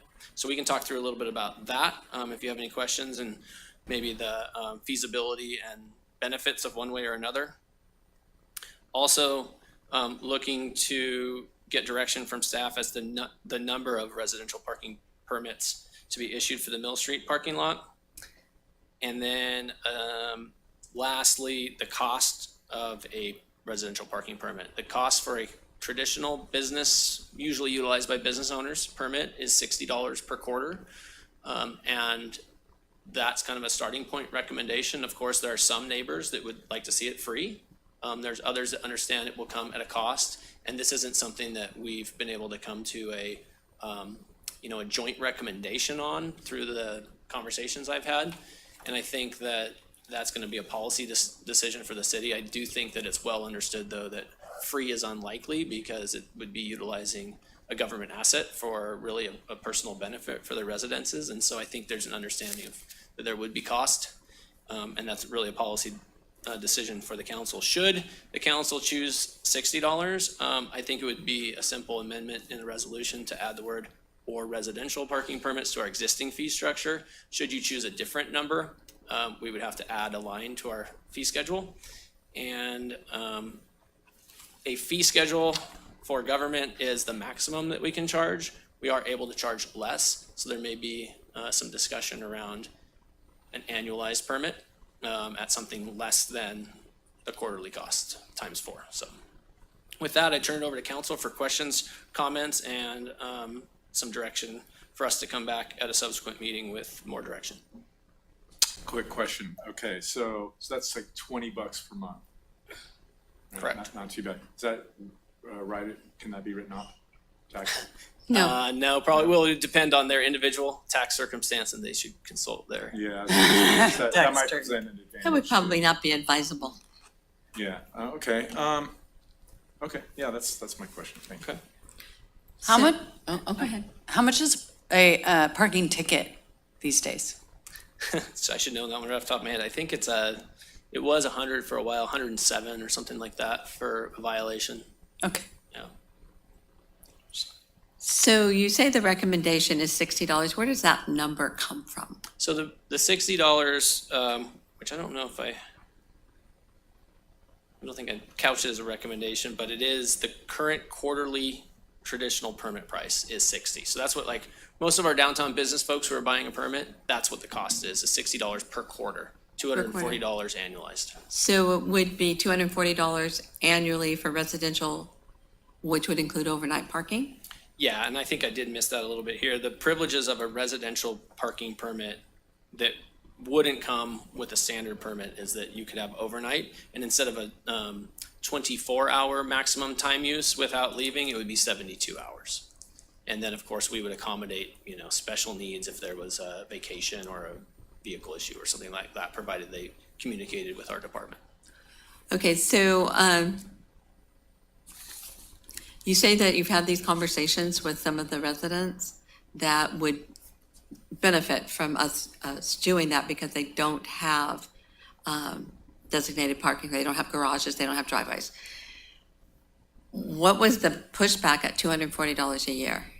I don't know if it was, in talking to the folks, one of the comments was just that they were hoping that it would be free. And then the other comment was, when I said, what do you think is a fair price? What is your expectation? So I was trying to align expectations to some degree. Mm-hmm. And I think I heard $100 annually. I heard $200. And then that's when I mentioned the cost of our permits, and there wasn't like a significant pushback to that. It was just more of a factual conversation. Okay, because I know that free is not, I mean, unfortunately, when the people who purchased those homes, they knew they had no parking. So, and to utilize a parking, city parking lot, it does come at a cost. And I was just wondering, if they do it so would they have to do it on a quarterly basis, or could they do it annually? And if they could do it annually, could, instead of it being $240, could it be $200, or, drop back because they're buying it for the whole year? The way we've done permits so far has been quarterly, but in the resolution that would be coming at a future meeting, we could outline an annual cost, and if 200 were the number, we could easily put that in there, and we could leave it at a quarterly cost, because maybe there's a use case for a quarterly need or annual. So it could be, I mean, I would like to see it, because I know that everybody who ever has heard me speak about this parking thing has always advocated for residential parking of some type for that group, for that neighborhood, or anybody else that lives downtown that does not have off-street parking. But I think that having it in the resolution as the annual fee being whatever the number the council settles on, or at $60 per quarter, just to have that option, because maybe there are people that know that they're not going to be there, the entire year or whatever. Yeah. So I think that would be, for me, I think that would be the fairest way to do that, and the best way to utilize it. Was there any discussion about the designation being the lower parking lot as opposed to the upper? Yeah, there was. I mean, I think from the resident standpoint, they would prefer the upper because it's closer Sure, it's to easier. their It's more convenient. residences. Although, in its current environment, the upper is 3 hours. So if there was a space available, there's nothing that says they couldn't park their car to unload groceries or do whatever and then move it to the lower area. It was the city's interest to try to utilize the lower area, which is generally has a lower demand, and try to move it down there. And So would there be signage that said residential parking only? yeah, probably permit parking only. Or permit and- par- and then whatever, Possibly some whatever, language around residential parking yeah. permit. And that goes into that discussion about just the spaces facing the retaining wall, facing Mill Street, or all of them. The more I've thought about it, I think it might make sense just to designate all of them as either or regular permit or residential, because from an enforcement and signage standpoint, it's less signs. It's a little bit easier. It does provide then some spots there on the right side that are shaded by the tree canopy that could be utilized by either permit holder. And frankly, it would really not be an impact one way or And another. so would they have like a designated sticker in their car or whatever, so that law enforcement would know that they are residential parking and allowed to park overnight? Yeah, for right now, our plan would be to implement just like a different colored permit from our other ones. In the Okay. future, we're hoping to move more towards a digital permitting system where a license plate is the permit. And then our automated license plate reader on our parking enforcement vehicle will just, basically say green or red, whether or not the vehicle is authorized to be there. Okay, thank you. I know I ask a lot of questions, sorry. Yeah, okay. This is a hot topic. Parking is our favorite thing to talk about. My understanding is the reason why this has come back to us is because when we put in the Mill Street parking lot, it actually reduced the on-street spaces, which is why this is being considered. And then that this, we're not issuing quote-unquote residential overnight parking permits to anybody who wants one. It is specifically to the residents who live in this area, right? And it will be only the people who fit in the parameters. Yeah, and that's actually a good point. In our recommendations and what we would put then into, I think it would be the resolution related to the specific location, because we're also implementing, the ability to do a residential parking permit program elsewhere in the city under this framework. Right now, the only one that really makes sense is Mill Street, and it's the only one we've had a request from neighbors. But we're suggesting a 200-foot radius. It's a little bit hard to see on the screen, the red circles, but those are from the downtown Mill Street corner, and then from the south side Mill Street corner, a 200-foot radius. And the way that works for us is you go to the closest, if there's an interested party, you go to the closest property edge of the city-owned facility, and then you would go 200 feet from there. And if it touches any portion of your parcel, you would be eligible to apply. So how many spots again? 33 or 38? The entire lot is 33. 33. 19 on the lower level. Okay, and so with that amount of residents in the area, it looks like, you're easily providing enough spots. How many permits could one household buy? Are they allocated only one? What if, if they have a guest, this type of thing? We would put that into the resolution. Our recommendation, and in talking to the neighborhood about need, is to only allow for 8 issued permits, which is about just under half of the total lower spaces, because we want to preserve some of those to be available for sure for our business permit holders. Okay, I mean, it looks like you got maybe only a dozen houses right there in the circle. So. Yeah, there's not really, and then some of the other ones start to have off-street parking capability further down. It's just sort of in that narrow section. Gotcha. Okay, thank you. This looks good preliminarily, and I think we do have some people here for public comment, so we will open it up for public comments. And you can line up in order to streamline it, because we do have one more item, so. Okay, my name is Michelle Lifland, and I live like right in the middle of that bottom parking lot. And so I just figured out, as you guys were doing this, that if you were to issue 8 parking lot spaces at $240 annually, it would be less than $2,000 a year. So The way I see it is we are already paying the price. Number one, we have so much traffic now since Mill Street's been closed off, and I love that it's closed off. It's a great street. But now everybody's coming this way, so there's a lot of speeding, so we have a lot of noise. Secondly, we have not had the lights turned on yet, and that has always been my big concern. So now we're gonna have light pollution. So I just think it's already done, so the parking lot's already there, and if it's only gonna be less than $2,000 to the city of Grass Valley, I would really appreciate if it was free, because we have to live it every day. I have to look out the window, I have to see people going in, I have to see people speeding by, traffic's increased substantially. So I appreciate you guys doing the residential parking, but it really has affected us, so that's what I have to say. Thank you. Thank you. Next person for public comment. Hi, everybody. My name is Zoe Toffaletti. I live right across from the parking lot on Mill Street. I do feel like somewhere in the $240 range is very rich for my taste. I understand that I might have to pay it, but we are a two-car household, so if we're buying 2 permits at like $200 even, that's kind of a lot of money each month. So I would love if an annual permit could be more like $100 if that's an option. And then I also just wanted to put a good word in for having all of those lower level spots be available, because I do often come home late at night. And some of those spots that aren't against the retaining wall have better visibility, so I would feel a lot safer if I was able to park in those. Thank you very much. Thank you. Hi, my name's Amy. I also live across the street from the parking lot.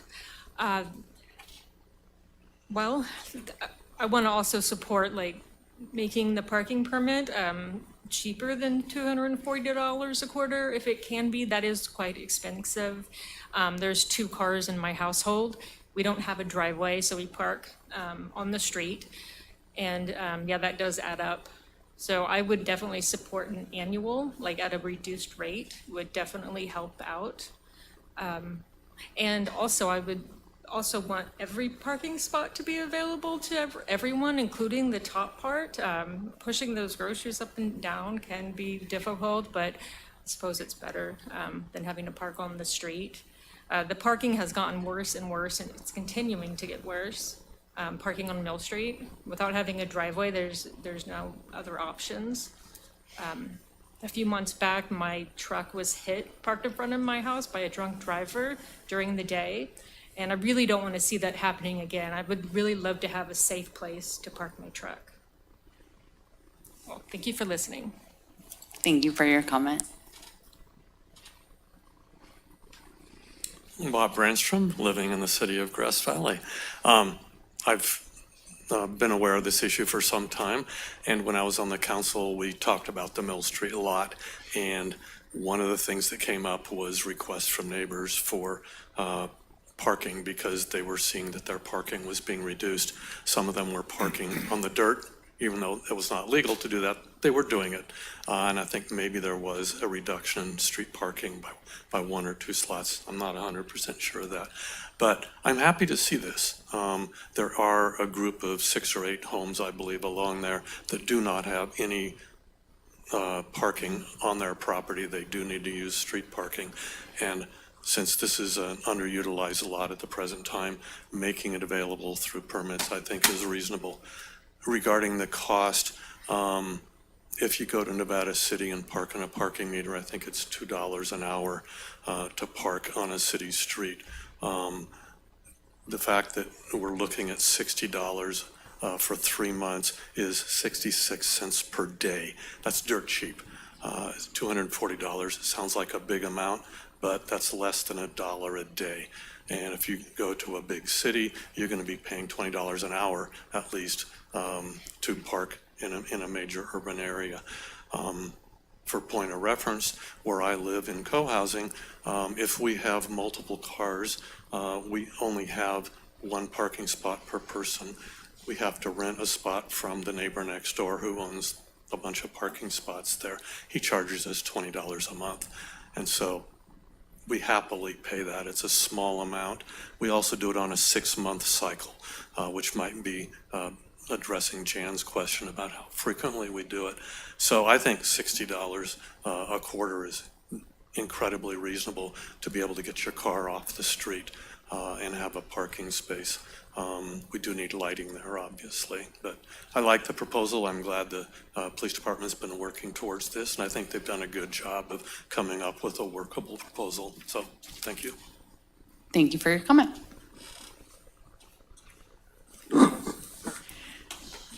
Robin Galvin Davies back at the podium.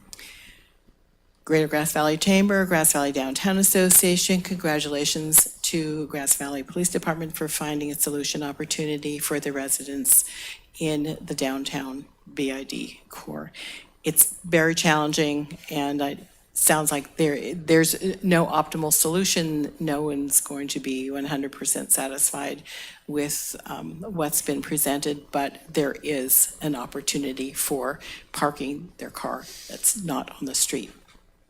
Having said that, earlier this year, Council adopted SB 10, allowing residential occupancy in the downtown core. And there are currently residents on the Mill Street Plaza, and there is no overnight parking available for those residents. So, as it stands right now, there is a perimeter that does not include parking for the current residents in the town core. So with those parking spots available, those 19 parking spots available down on the lower level, would it be possible to allocate a few of those, because there are not many residents at this time, would it be possible to allocate a few more of those spots to residents in the downtown core? Thank you for listening. Thank you for your comment. I don't see any more comments here in the chamber. Here comes Dwayne. Oh, wait, we have one more. Dwayne Strasser, City of Grass Valley, resident of Nevada City. I'm just trying to clarify what Bob said. To my knowledge, we still currently are 50 cents an hour in Nevada City. Just so you have a fair comparison in this conversation versus $2 an hour. That's quite a difference. Okay, thank you for the clarification. Okay, see no more comments in the chambers. Do we have any in the virtual world?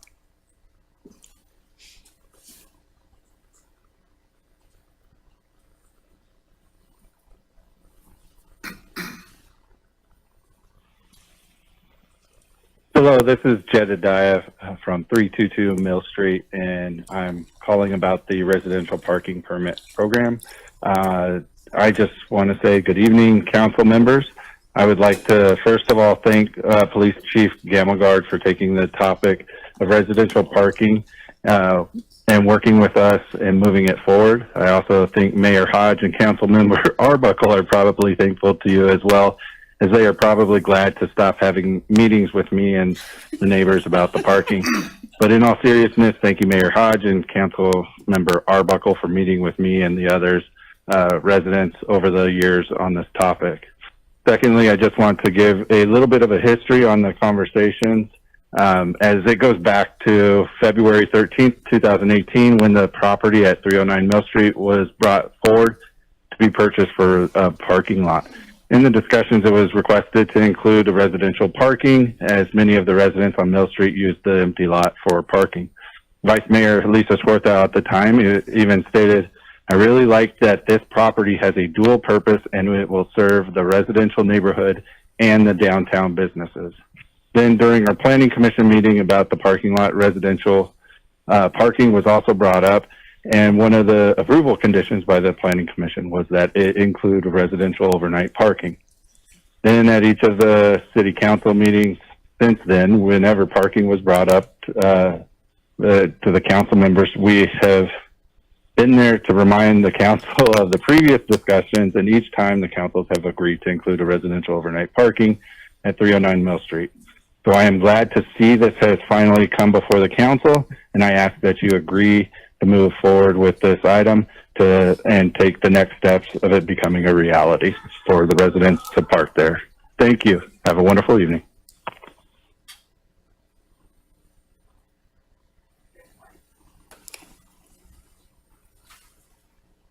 Hello, Grass Valley City Council. My name is Kiana Kraft. I'm a resident of Grass Valley, and I'm calling in regards to agenda item number 9 regarding the residential permit program.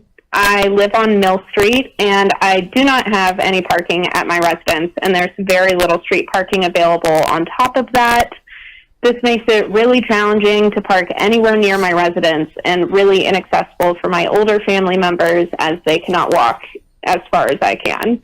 It would be very helpful to have a residential parking permit for the public lot on Mill Street. That would open up more parking for people like me who live downtown and don't have a designated parking space. Please vote in favor of this program. Thank you very much.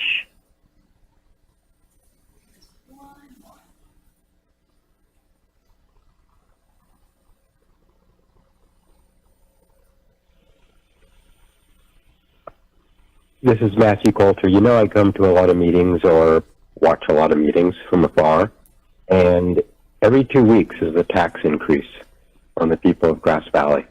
One way or another, you call it one thing or another, but it's a tax increase, and it's every 2 weeks. And every 2 weeks I say it's got to stop. But every 2 weeks there's another tax increase. $20 a month, no big deal, Joe. But, you know, I don't have it. Do you have it? If you do, give it to me, because I don't have it. And a lot of other people don't have it either. So it's ridiculous to think that you can just keep taxing people and expect anyone to be able to afford to live here except for your rich tourists that come in and Airbnb and, you know, do your drinking festivals. Thanks a lot. But parking is an issue in Grass Valley, and the people that businesses shouldn't park in front of them, like the Chamber of Commerce. All those folks park in front. I could go on and on with the people that park in front, or as close as they can possibly be, including walking fire lanes and public walking access, just so they can park close to their business. Thank you. And that is the end of the public comments. Okay, first I'd like to just make very clear, this is not a tax. It is a fee, not a tax. There's a difference between taxation and fees for service. I just want to clarify that after the last caller. Thank you for that clarification. I will close public comment and bring it back to council for any further discussion or questions. I'll just make a quick comment, because I don't want to give the wrong perception out there how I feel about this. You heard me say it in the last meeting about Article 1, Section 9, Article 1, Section 10. And I probably have to agree with the last caller in regard to, you know, cost. A lot of services we should consider in providing for this community should be free.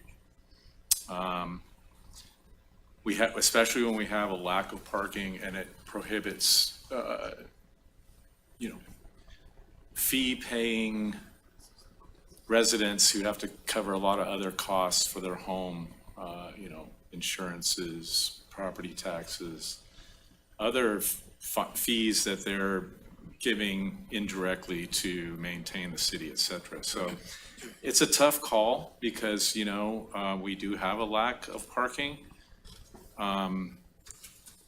Maybe a lower number could be considered because, you know, once again, this is a tough time that we're all going through. So any extra little costs is compounded exponentially. So, you know, it's a tough call for me to support extra money being spent for something like this. You know, the city probably should provide a little bit more services like this. It's not saying that's my last statement on this and I can't be moved a little bit, but I'm just going to give you my opinion on that. Yeah. How much does it cost to fix a pothole off the top of our heads?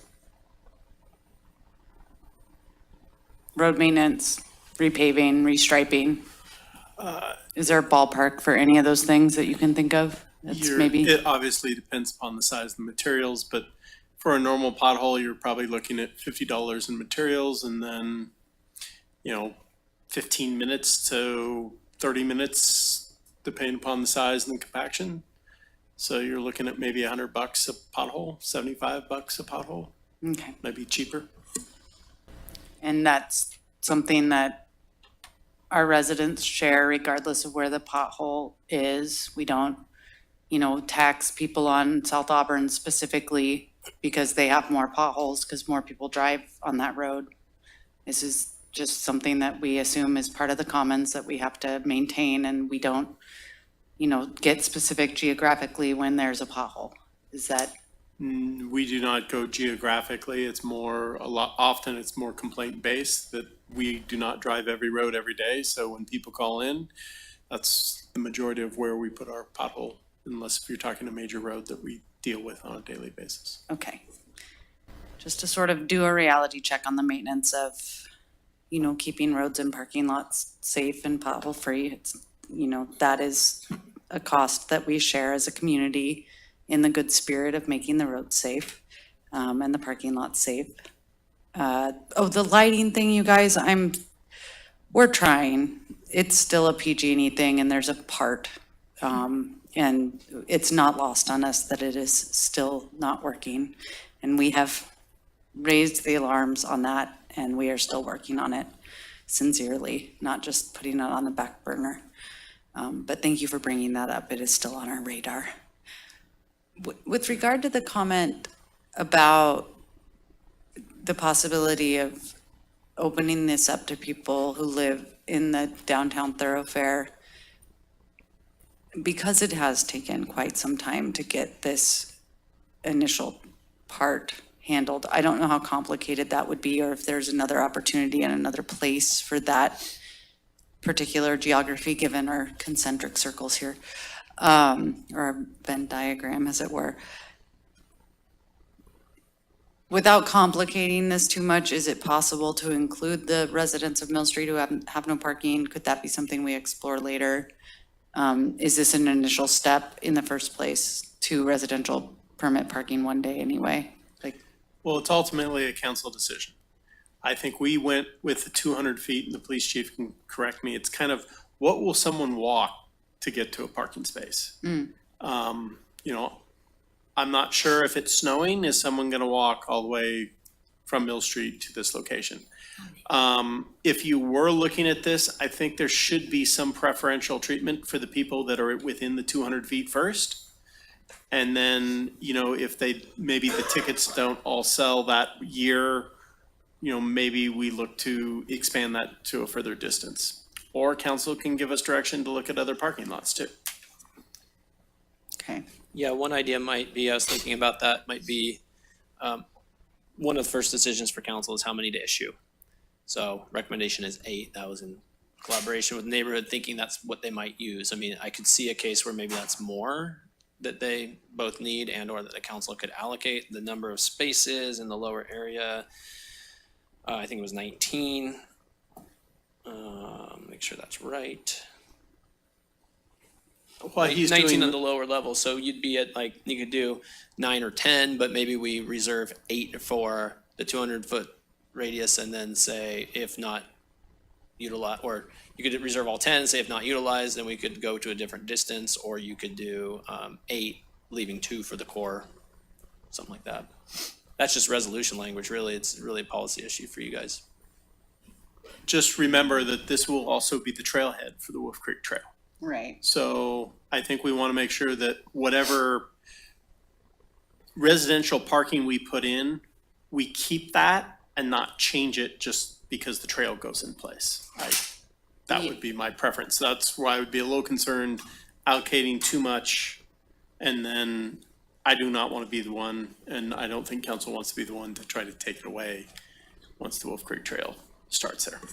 And we maybe haven't said this in this conversation, but we understand the residential parking permits to be issued for overnight parking for the residents. So it wouldn't be concurrent with the Wolf Creek Trail usage, which would be closed after dusk and before dawn, I assume. Well, likely, I mean, in today's economy too, with work from home environments, you'd likely have cars there parked during the day for residences. You will have some vacant spaces as a result of people commuting and going to jobs and errands and things, but we will see some. In fact, I know in speaking to some of the folks who live there that there's people who work from home. Okay. Since there's a lot of things that are different about what the, from listening to everybody, would it be advisable to maybe bring this back at another meeting with the Mill Street figured out residents? I don't think there's that many that actually live on Mill Street Plaza. I think maybe 4. Yeah, I mean, what if I brought it back in the form of a resolution that could be adopted or amended by the council that night with red line, but at least put terms into it? And I can outline a couple of those right now if it works for you to Okay, maybe and give us direction. And in addition, maybe we can work on the annual cost of the overnight. And 60 a quarter is just what we have in the language now is the maximum. Yeah. So it could be maybe perhaps lower or different. Yeah, I mean, at some point, you can either make that decision tonight or you can make it, I can leave it blank in a resolution. Just to clarify, because I did hear different public comments on that, the current cost for a permit is $60 per quarter. That would equate to $240 annually. Some of the discussion that staff has had internally, as well as a discussion that I had with one of the residents, was that we could set that at any number, of course, but potentially 200 annually. Now, I don't think that was like, yeah, that sounds great, but it was also, that seems fair. That's about 60-something cents per day, if my math is right. And then my recommendation and what I would bring back is that we would, rather than doing the 8 spaces facing the wall, we would do all the lower spaces. And then I think it would make sense to retain the number of 8 related to people within the 200 radius, and then we could add something that says, and not more than 2 for anyone, and this would be a city attorney question, does it need to be for anyone within the downtown core, or it would have to be an accessory dwelling unit on a premise? Could we do that? You're talking about just for people who are in the downtown core? not Outside of the 200 Outside of the feet, right. 200? Yeah, we would probably want to think about that because under SB 10, residents of those units are supposed to be guaranteed 1 parking space within 1,300 feet of the residence. So if it would make more sense for it to be an ADU resident. So we could certainly. Okay, so it sounds like there's a lot so it probably should be brought back and so that we can see it all in its entirety. Well, maybe we don't muddy it with the downtown core at this time and just move forward with the work we've done with the Mill Street part. And Yeah. think about the rest. Yeah. But I think there's enough that difference from what's been presented tonight to bring it back to Yeah. another meeting. And in the form of a resolution that we could adopt would be great. Yeah. One other question real quick. What is the possibility, because, once again, I don't want to be the fly in the ointment, with this. What is the possibility for a waiver perhaps for some of the people that are maybe a little bit more financially strapped that could, itemize their costs and then say, look, I just can't meet this, and then potentially waive them? It's just a thought. Yeah, I know there are programs for sure related to payment of citation fees, and I can do some research and look at that potentially. This is essentially a fee for use of government property. Right. So it's not a tax, and it doesn't necessarily have to be completely consistent with the cost. So I think there is perhaps some ability to do that. So we can look into that and see if that's. Just trying to throw a little fairness in there, for people that are really objecting strongly to this. So, thank you. Okay. Okay. I think I have my direction. I'll bring you back something that either can be adopted or, retooled a little bit, and then the next one. The only thing to say is just that I know the neighbors are eager to gain access to this, and it's a process even to get the ordinance in place, so we're looking at probably 58 days or so from the time we adopt it initially till the time it can go in with an ordinance. So could this be brought back to the next meeting? Yeah, that would be my intention, yeah. And then we gotta get PG&E in there too, right? And we're Well, trying. Good luck with that. Okay, thank you so much. Thank you. Thanks, Alex. Okay, next on our agenda. Oh, whoops. They get to come back for the last one. They got locked in that room with no pizza this time. Oh, That time they have pizza. hello. You can come on back. We're gonna move on to the next item. And even if you had to recuse yourself from this, I think you have to recuse yourself individually, so. Next item on our agenda, identification and implementation of supplemental city goals fiscal year 2025-26. Yeah, for the record, Tim Keys, your city manager, I'll be handling this item tonight. What staff is bringing forward, and I want to kind of be clear that this is not items that are already been budgeted that we do on an annual basis. This is looking for items and identifying specific goals that the council may want staff to work on. And what staff is looking for is to define those goals, not make decisions tonight by any means.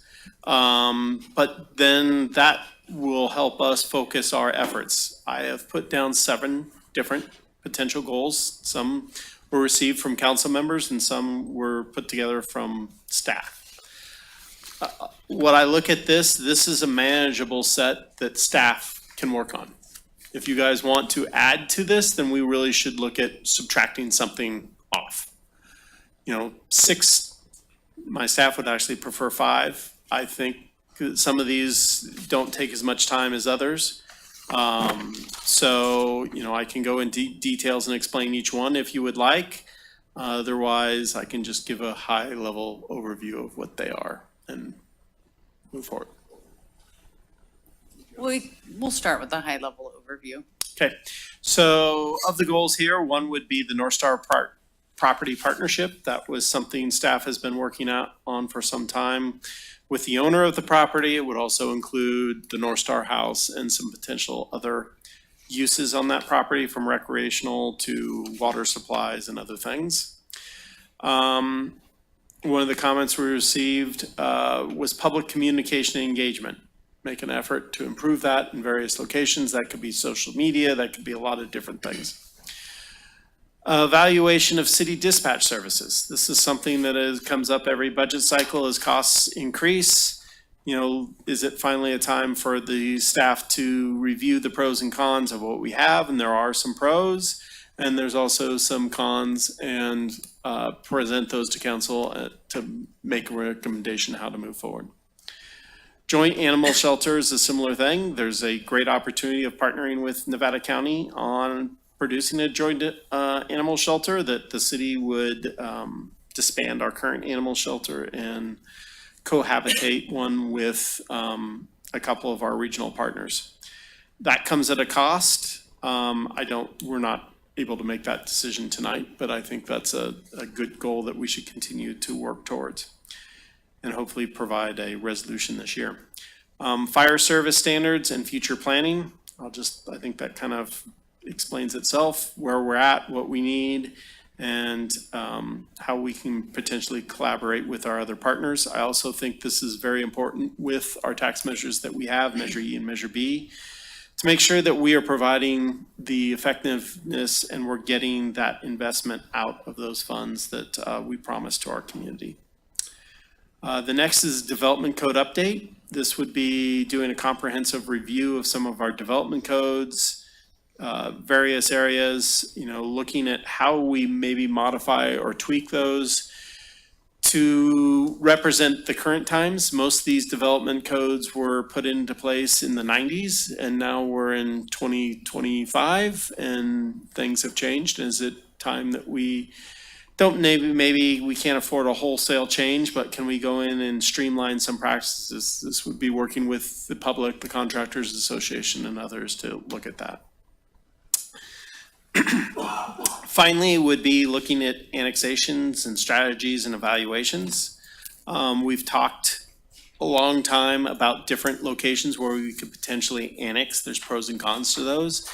And do we actually start having those conversations? Obviously, there's a need that community would want to be annexed, or those homes would want to be annexed. And get out into the community and see what could be provided. Not saying any specific location at this point in time, but more of, is it time that we actually start looking at, where are we providing services and where can we maximize those? And do those individuals, are they interested in those services or not? So that's a very high level. Again, none of these items are for decision tonight in my mind. It's more of having the conversation, are these good goals for the city to focus on for this fiscal year of 25-26? Or should we add some things or delete some things? But I kind of want to give staff a clear guidance of, hey, these are some things outside the budget that we need to work on and get done. Okay. If we have questions, now we can ask some questions, and then I'll open it up for public comment and bring it back for our own comments. But if you have questions. I just have a couple, and I think there's nothing on the list that I think that I feel that should be taken off. I think there are things that we've talked about for a long time. There are things that are important to the city. I think we need to have more information on dispatch and the animal shelter feasibility. The animal shelter feasibility, I think, is a great idea. I think it would be the best thing for the community at large, but we need to have costs attached to it. And I don't know, maybe I haven't been privy to them, but I haven't seen any cost of what it would cost to either share the facility, lease the facility, staff the facility on an ongoing basis. And so I think that there's a lot of discussion that still needs to be had around the animal shelter. And as far as dispatch, we've had these conversations, like you said, every budget cycle. Do we back out of the sheriff's dispatch, and do we go back to having our own? I see pros and cons on both. Having been in law enforcement, I see the absolute pro of having your own, because the dispatchers are more invested in you, they know your area, so I understand that.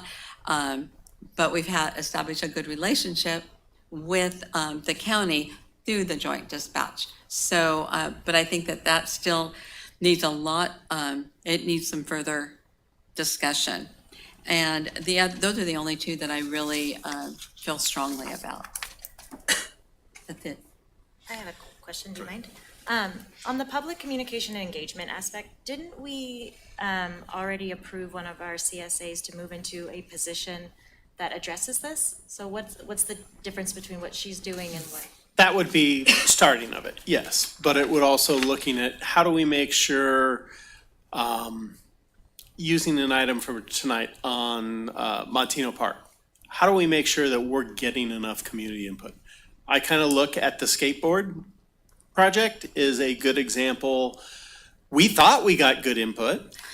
You can agree or disagree with that, but I personally think there should be some things we put in place. Like if we're going to have public meetings and public workshops on things, we should be recording those and putting them up on our webpage or something, a construction page, so that people are able to view those and make those things available. That's one of probably many little examples. I don't think this is a huge item, but it is definitely something that I think if council wants us to work on, it would be something, we would work with council and work with the community of how we get ourselves out there better and make sure that that information is available, in a timely fashion for them. In my understanding that there is time, training, and technology that may have some costs involved that might help achieve those goals, and that's kind of what we're thinking about with regard to that particular item. I won't, all these items have some kind of cost. Those would all have to come back to council for approval. At this point in time, I would look at what we can do with the staff time we have allotted and not try to bring additional costs except when they're needed. Like if we needed to hire a consultant to do a standards of service cover, staff is not going to be able to do that. That's something we would have to bring back to you for a cost, for approval and a funding source, and have you look at that. Just real quick, so as mentioned, the public communication engagement, would that include town hall meetings, which I think are important and necessary because as you mentioned, like with the skate park, you know, and then everybody's not getting maybe enough information or what they acknowledge as not getting enough information. Can we have more town halls, set up more ad hocs for certain things like we did for the skate park, and then workshops, as you mentioned? That would be mine.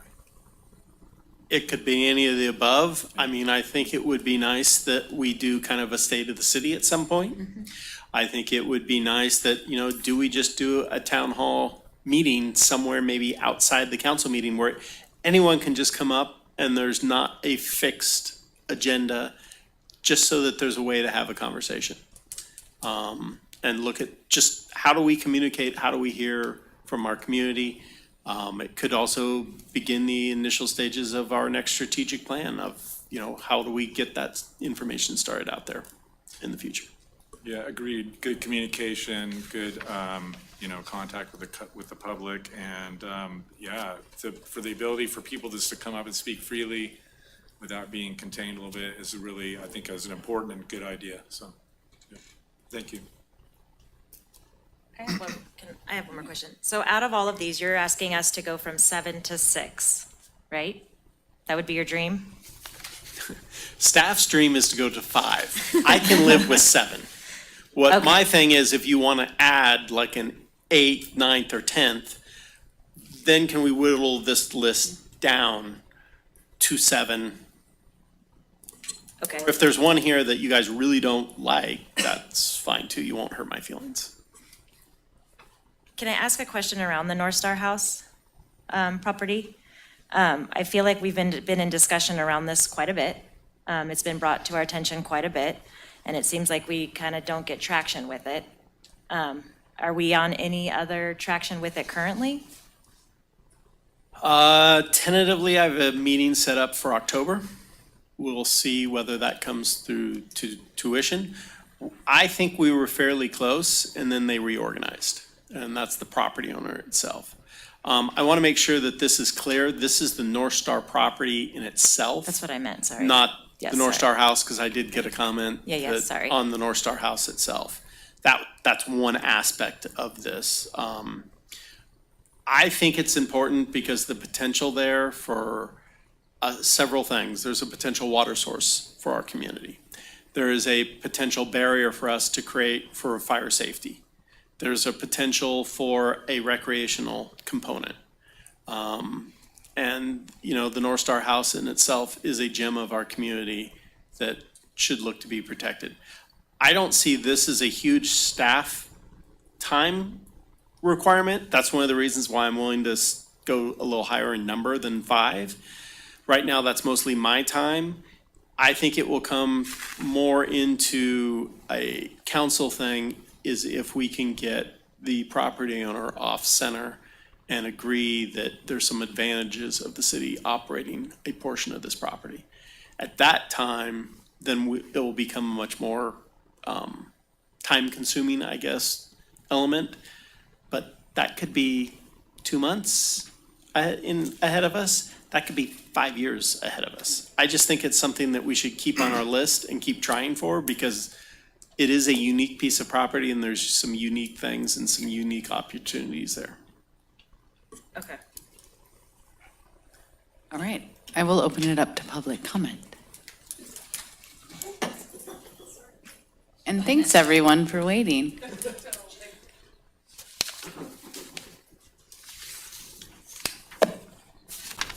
Good evening, Mayor and council members and staff. My name is Eliza Tudor, Executive Director at Nevada County Arts Council. We are honored to serve as an administering partner for the Grass Valley Nevada City Cultural District alongside you, the City of Grass Valley, and Grass Valley Chamber and Downtown Association. Together, we know the arts are not just a cultural asset. They are a powerful social and economic driver. We understand that we are at an important moment in the city's calendar year when the council is considering its supplemental goals that will shape the safety and well-being of our local communities and all who live here and visit in the year to come. Our 2024 Arts and Economic Prosperity Study, created in partnership with Americans for the Arts and communities across Nevada County, showed us that in 2023, our arts and culture sector generated $66 million in economic activity, supporting 1,359 jobs, and generating $13.2 million in tax revenue for local, state, and federal governments. In Grass Valley, the arts drive commerce. Attendees to cultural events spend an average of $42.36 per person beyond the cost of their ticket at our restaurants, shops, hotels, and services. 1/3 of these attendees come from outside the county, and 3/4 say that they come specifically for the cultural experience. That's business that our downtown depends on. Through Culture Forward, our countywide arts and culture master plan that's in development now, we are charting a course to strengthen this cultural economy over the next 7 years, one that makes Grass Valley even more attractive to visitors, sustainable tourism, new residents, and state-level investment.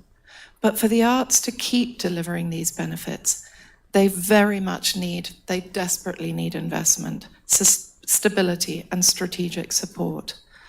Grass Valley is rich in the arts. By prioritizing this sector and our Grass Valley Nevada City Cultural District partnership, as you set your budget and your supplemental goal priorities, you signal to the state and to us as your partners that this city is not only culturally vibrant, but worthy of further investment from further afield. Thank you so much for your extraordinary leadership, and we look forward to deepening our partnership with you in the year to come. Thank you for your comment. Next comment, please. Hello, council members, city staff.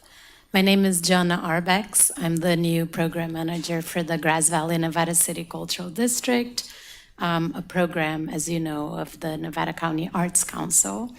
I'd like to begin by recognizing our cultural district partners, the City of Grass Valley, the Greater Grass Valley Chamber, and the Grass Valley Downtown Association.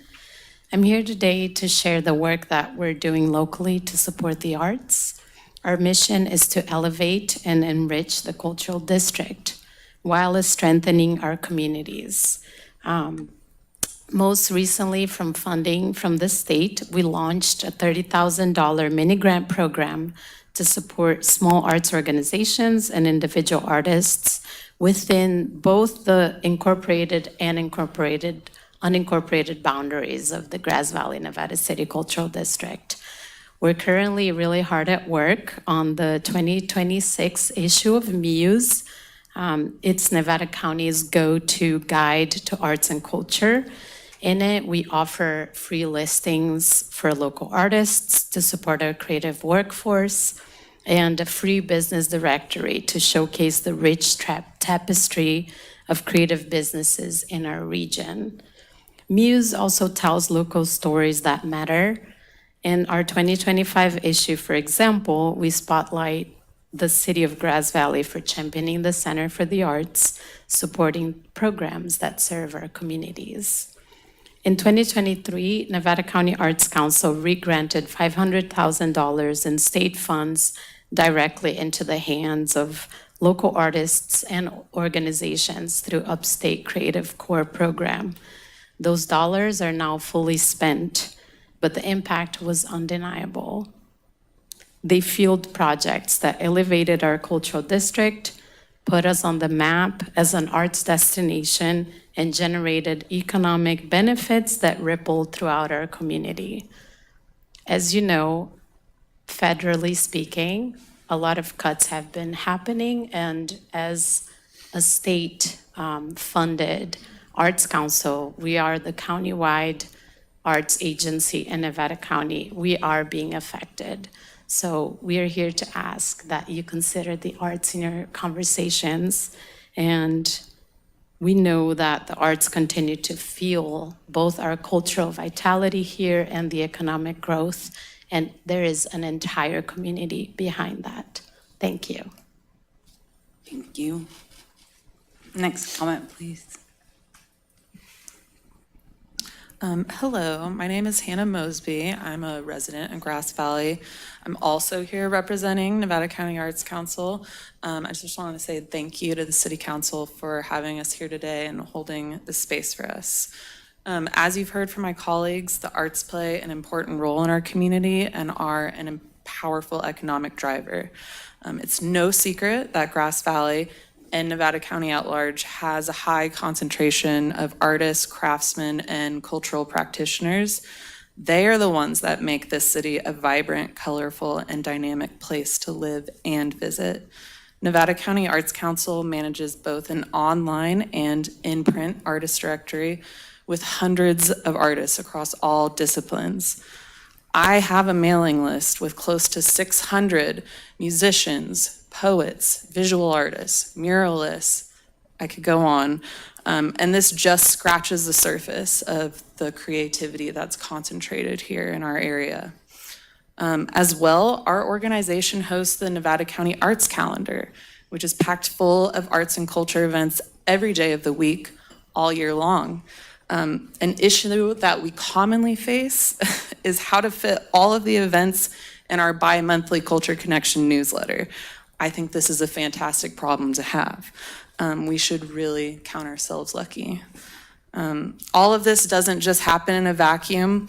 Artists, culture bearers, arts organizations, creative spaces, everything in between needs support to thrive. In light of current funding challenges, they need the support more than ever. For example, Grass Valley Cultural Center, AKA St. Joe's, really needs support right now. This is an entire third floor of that building, houses artist studios, you may or may not know. Our organization aims to promote and support through our directories, Muse Magazine, the Arts Calendar, and coming up in September, our 4th Business of Art Symposium at Sierra College, Grass Valley, where we invite our local artists to attend presentations, workshops, and panels for professional development. I hope, or I know, the City of Grass Valley recognizes and cherishes these artists and understands arts and culture needs support now more than ever. We are so happy to be your partners in this mission and look forward to the next year ahead. Thank you. Thank you. Come on up. Good evening. My name is Rick Panos, and I'm a member of the Board of Directors at the North Star House. And I have been myself working at the North Star House for just 4 years, but you know, that house has been the efforts of many, many, many people for the last 25 years to get it to where it is now. And if you haven't been out there lately, you should come. I invite any of you to come and we can give you a tour of the house. But the house is at a stage where it is, we're getting to the next stage of our life because we've been spending so much time to restore it. And now it is really slowly becoming a good a community center. You may know already that we have a lot of weddings there. We've had other events there. And we're at that point where us to be partners with the City of Grass Valley just would give us a big boost in getting things moving even better. Because, I mean, we're still an organization that we're doing everything through our funds that we collect to be able to do that restoration, but we're starting to restore the upper level of that house, and that really, really is a big, big effort to do that. So what I'm here is just to encourage you to, let's keep this partnership moving forward. But I think the biggest exciting news that we've gotten just recently is that the House, we submitted an application and it was approved that the house is now on the National Register of Historic Places. And I think that's a pretty big thing. Thank you. Thank you, and congratulations. Good evening. Thank you for the opportunity to speak with you this evening. I'm Lisa Swarthout. I am your District 3 County Supervisor. And I am joined this evening by some county staff, leadership from the Sheriff's Office, and Craig Griesbach, who is the person who's been working with on our animal shelter issue. So really pleased to see the items that you've brought forward. There are 3 items that you have here that directly involve working with the county. And I just wanted to take this opportunity to say that we want to continue working with the city of Grass Valley on the animal shelter. You know, I've been championing a joint animal shelter since I sat up there where you are all sitting in 2018.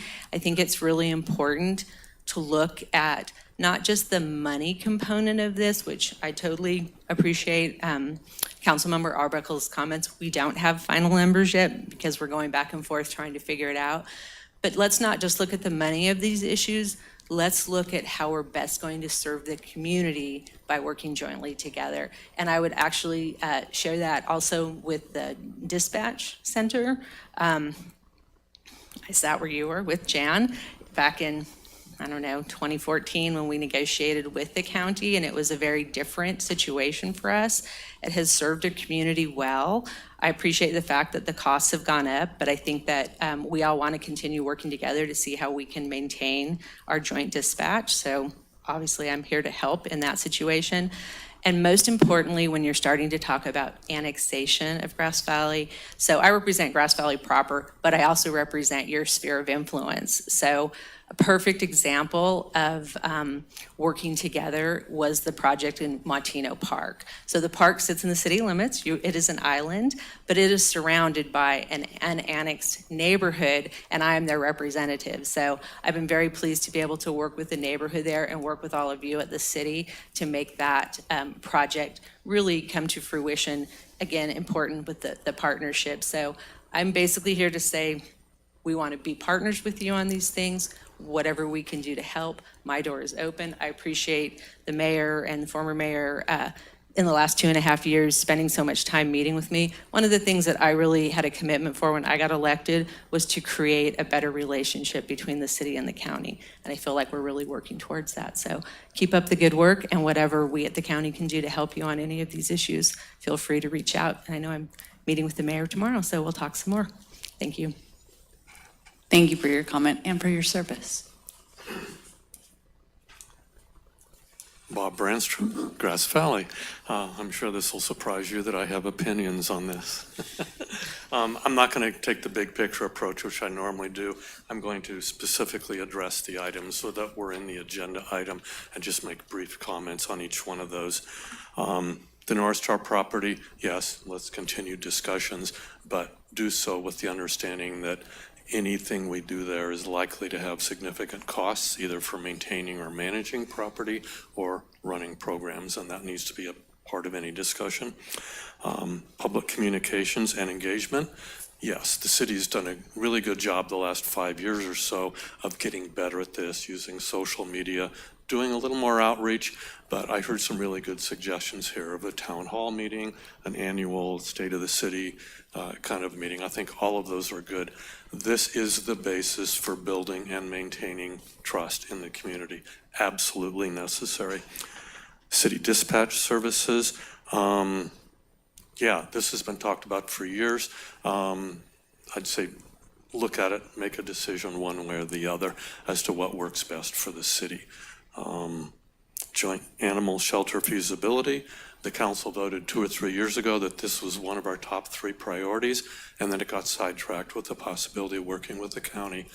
It's still in limbo as far as I can tell, and we need to decide, do we want to, push this and make it happen soon, or should we just go off and do it on our own? Cost is, of course, an issue there too. Fire services standards and future planning. We've got a really good fire department. It's run well, it's well-staffed now, especially with Measure E, and it's well-equipped. Measure B, and because of Measure E, it is also well-equipped. I see working in that area as a low priority. Obviously, there's day-to-day assessment of how are we spending the taxpayers' money. That needs to happen, but it's not a high priority to look at anything bigger there. Development code update.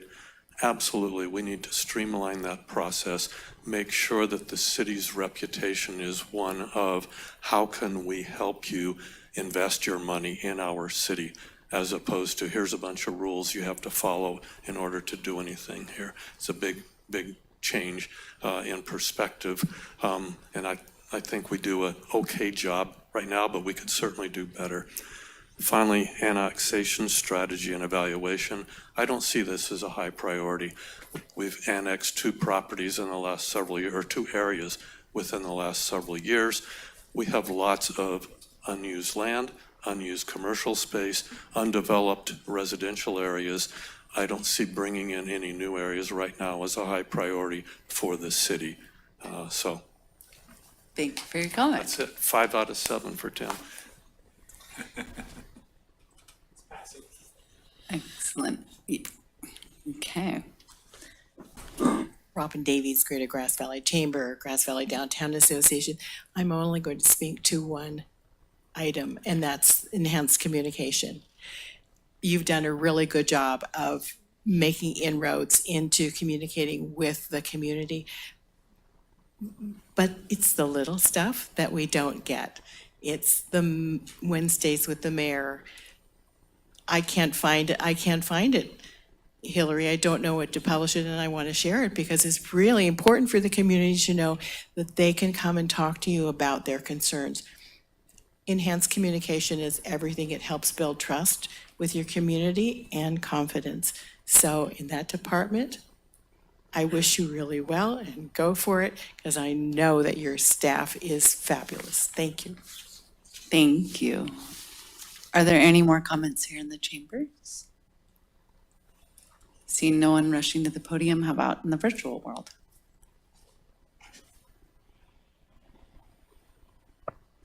This is Matthew Coulter. You know, I come to a lot of meetings or watch a lot of meetings from afar, and every 2 weeks is a tax increase on the people of Grass Valley. I was going to say, didn't we hear that?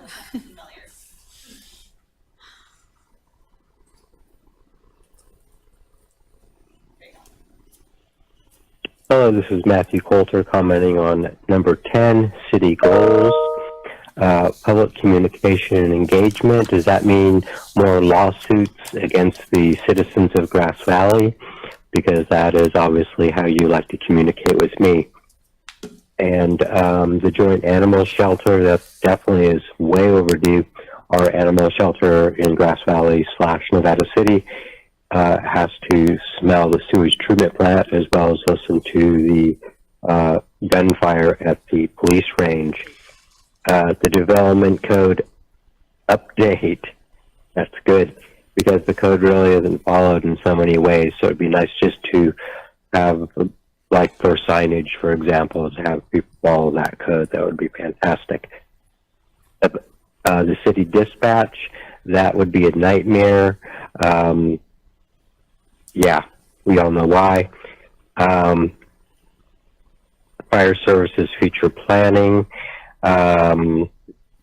Please stop decimating our environment with your masticator. It's probably broken because I see things that you've run over that were not meant to be run over, metal and asphalt and concrete and things of that nature, rebar. And annexation strategy, I wish we could take care of what we had before we start adding more to it. Thank you. Have a good night. And that is the end of the public comments. Okay, I will now close public comment and bring it back to council. So I have one real quick question. So do you want us to pare this down or? If the 7 work for you, that's fine. Okay, This is an opportunity if you wanted to add. And then if you add, then I would ask To that could take we something away pare away? in its place. Got it. Okay. I was a little confused because I reread the recommendation and it says top 5, but there's 7. So that's why I was asking. One of the things that I think I heard from the public tonight and has, of course, been on my mind is the impacts that federal and state level funding cuts are going to have, not just on our arts community, but on our nonprofit community. And that may be something where we can think about, public nonprofit partnerships. And if that's, I think that does have to be on our radar. I think we do have a number of organizations within our community who are struggling, whether that's from the increases in fire insurance costs, which are huge, or, the lack of federal funding for programs that used to be relied upon and have for years been a part of community funding that no longer exists due to cuts. I do see a number of nonprofits who are very publicly struggling, very publicly asking for funding because of these cuts. And while we are not made out of money and it is not in our budget, I do think we should have on our radar the obligation in supporting in the ways that we can, where we can, and being creative.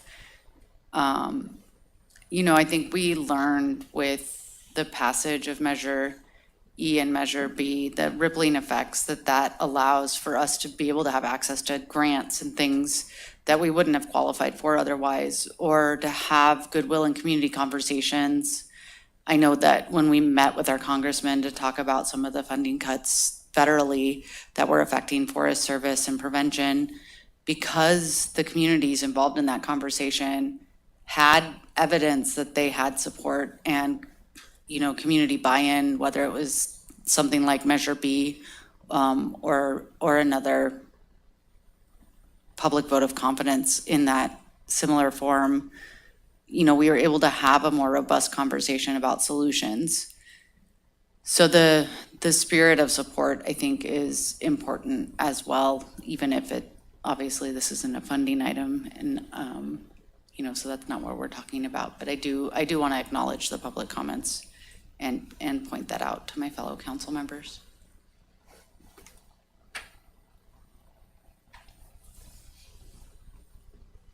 And to staff. I certainly think that's a very valid point that moving forward, the arts community needs to have a place in this conversation. I'm not sure what that means, but I appreciate the comments and I look forward to seeing how that evolves. I think this list is a great starting place, and I think it's going to be an articulate conversation moving forward. I don't see this as a set in stone set of conditions that I'd ask staff to adhere to. I think that this is a great place to enumerate some important conversations that we're having and use this conversation to move forward like you're doing. But I don't see it as a strategic planning document that we absolutely have to use as our guiding light. I would say that there are a number of topics on here that in this year and moving forward are just a budgetary conversation. I know that it's important that we maintain a very successful relationship with the county, and I look forward to that. And the county, both the county of Nevada and the city of Grass Valley, we just have to have both of our staffs independently need to understand exactly black and white what we're talking about when it comes to the cost of services. So that's just the bottom line right there, right? I expect that on both sides of the coins, and I look forward to continuing to work together and having the information, having that concrete information, that granular information gives us the ability to work together. And if one day we don't work together, that's totally disappointing, but we have to have those numbers when it comes to the animal shelter dispatch services. That's just a simple conversation, I think, for me in a time of when budgets are constrained. I appreciate you keeping your foot in the door with the North Star property, and I understand. I for my money, if there's the ability to use it for economic development, if we can develop the land, if we can protect the land, if it has recreation, that's amazing. And I also understand if it's if you can't prioritize it as much as some of the other things on this list for my money.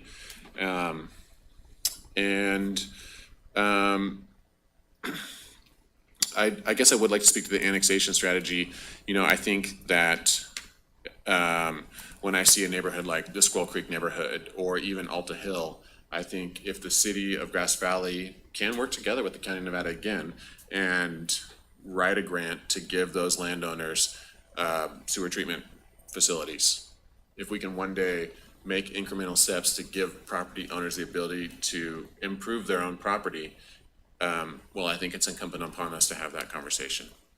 And so, as a plumbing contractor, I straight up believe that that is an important conversation that we should be having. I don't think that means that we annex the Squirrel Creek neighborhood or Alta Hill tomorrow, but I do think it's important that we ask to continue exploring that situation. And those are my comments so far. Thank you. Thank you. Is it okay if I go? Yeah. Okay. I want to say thank you for coming to the table with these 7 items. I don't think that there's anything on here that I'm not open to discussing or polling. I think all 7 of these are high goals for the city, per conversations that we've had as a council and per conversations that we've had with city staff. Only thing I'm going to point out that I would like to just make sure that we're very clear on is that with the North Star property and with any annexations, it's going to come down to numbers and cents. And I would like to make sure when we are looking at these and they get presented to us as a council, personally, my goals for the city, as where I sit as a council person, is that we make sure that we're doing things that are, smart financially. And so I would want to make sure that if something is presented to us, that we have that broken down of where those funds are going to be able to pay for any sort of maintenance or development and things of that nature. But beyond this is a very great document. I think will lead us into the next year with some really strategic plans. And I want to say thank you to staff for putting this together for us. And I'm open to conversations with the county in different ways about the animal shelter. I think it's an exciting project, and we'll look at all the other things that we have in the future. So again, thank you. As per the theme of the evening, this is great food for thought. What you've listed here are all important items. Sometimes either fortunately or unfortunately, it's always about the money. And so, we always have to look at those things, but this is a great start. And I think if anything, the prioritization here, some of the things that were brought up, maybe like the fire services. I mean, we have an awesome fire department. They're all over their job already. That may be like a little bit lower on the list, but I mean, all important for consideration. And I think it's just something that, it's a work in progress. So that'll be it from me. Any further comments, Shan? No, I'm done. Okay. Otherwise, I'll make a motion though. Okay, great. Okay, I'll make a motion that we provided the additional input for potential goals.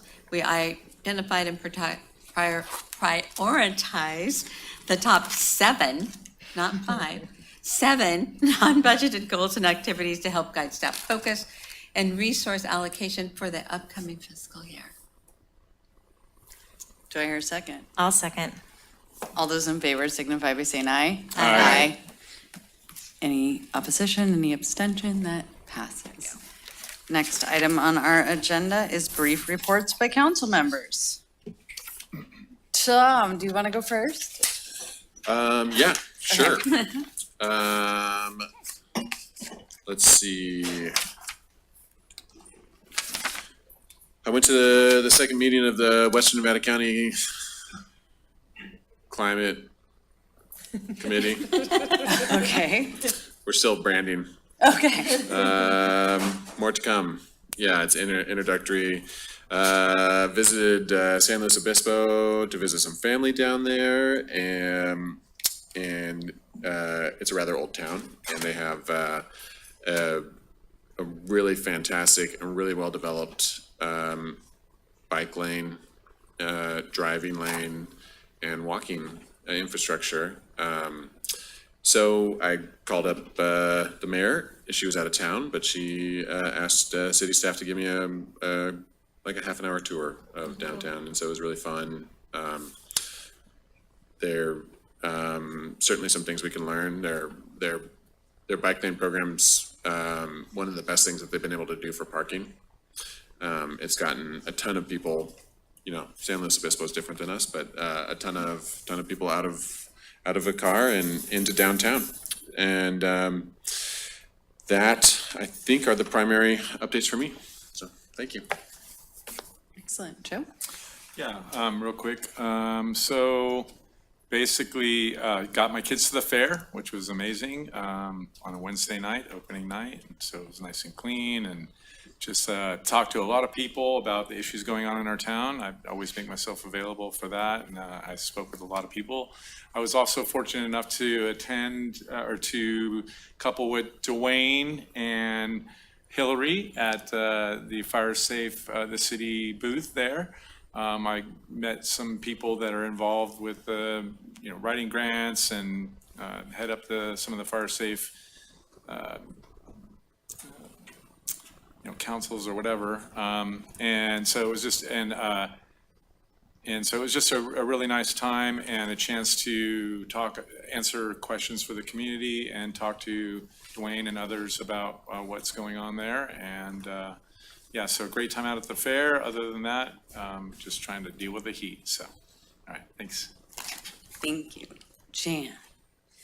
Okay, so I attended the GBDA Chamber Joint Board meeting, attended the Chamber Mixer at the RV Park, which is a fabulous place and a great addition to our community. And I understand that there were several people who live locally that utilized the RV park during the fair because they were working or they had kids in agriculture or whatever.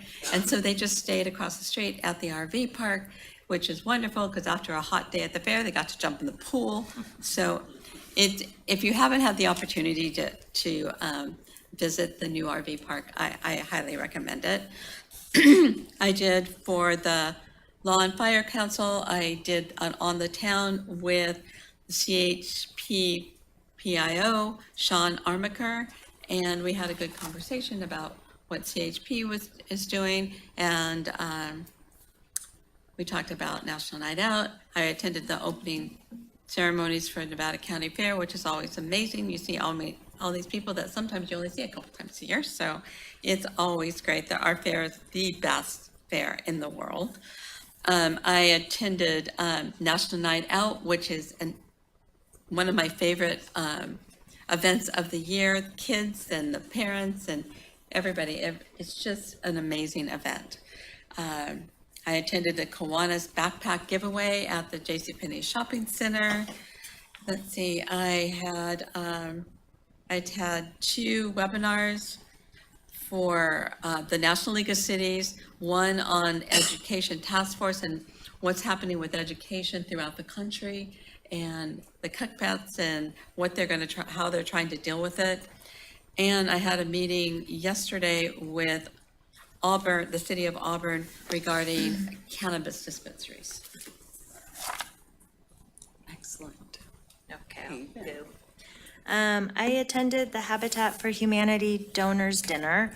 They gave out awards to people who are donors or have been with that organization for a long time. What a special evening that was. I was moved to tears, actually. Great things happening with them, and they have, I think they said there was another 32 houses that they have identified to be able to start building. So that's a huge success, in my opinion, for our community. I attended opening ceremonies at the fair. I actually attended the fair a lot more than I would love to, but I did. I don't like being dirty. My mom has been doing the entertainment for the last 30 years there, and so we always go down to see her and have dinner with her, so we make a point. But I did something a little bit more unique this year that I've never done, and I attended the ag auction at the fair this year. And if you've never been able to engage with any of those kids from Bear River and Nevada Union, next year make it a point, because those kids do some pretty incredible things. I just actually asked my husband to do everything, so I don't know how they even start to do.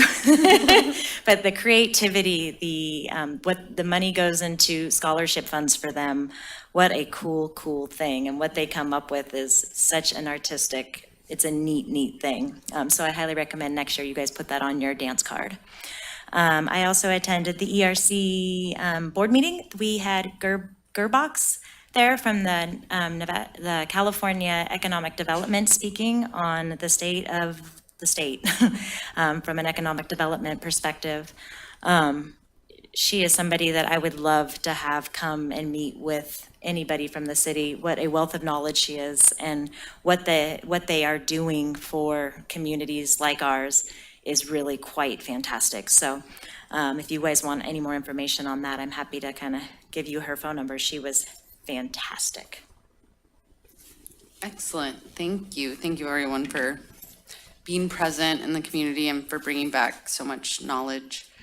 It was busy. We had a little bit of a gap there because of the 5-week month in July. I had the incredible honor of seeing the Lion King Jr. performance by Lyric Rose Theater out at the Nevada City School of the Arts, and it was just really special. It was really fantastic. I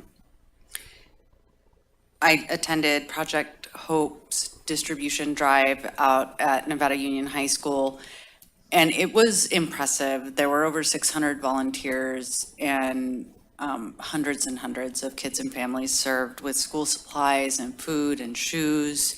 It was really an incredible community event to give back to people in our community in need. It was very inspiring. Trying to just do the highlights here. There has been quite a lot. Opening day at the fair is always lovely, and the families who have given so much to this community year after year are honored at the opening ceremony, and it was really meaningful to hear the stories and the impacts that they've had on our fairgrounds and on our ag community and on our community as a whole. It is really something that is a good reminder of how wonderful this community is to live in, but also the impacts that we have when we can come together and collaborate and create the community that we want to see happen. It was very inspiring. Wrapped up Musical Mondays programming at our library, which was fantastic, and that's always such a great program during the summer, and got to see the kids be awarded for their reading programs over the summer. The library is doing so much great work. In fact, they have art club for adults at our Grass Valley location starting next week, which will be fun. Tomorrow, I will be here at City Hall in the Mayor's Conference Room from 1 p.m. to 3 p.m. It's come on by, say hi, ask me anything, talk about whatever it is you want, identify potholes with me. I look forward to it. And I do that twice a month, and we will make sure to get that on the website and be very transparent about those opportunities. But again, if you see me in the grocery store, or downtown, or walking my dogs in the park, please come say hi.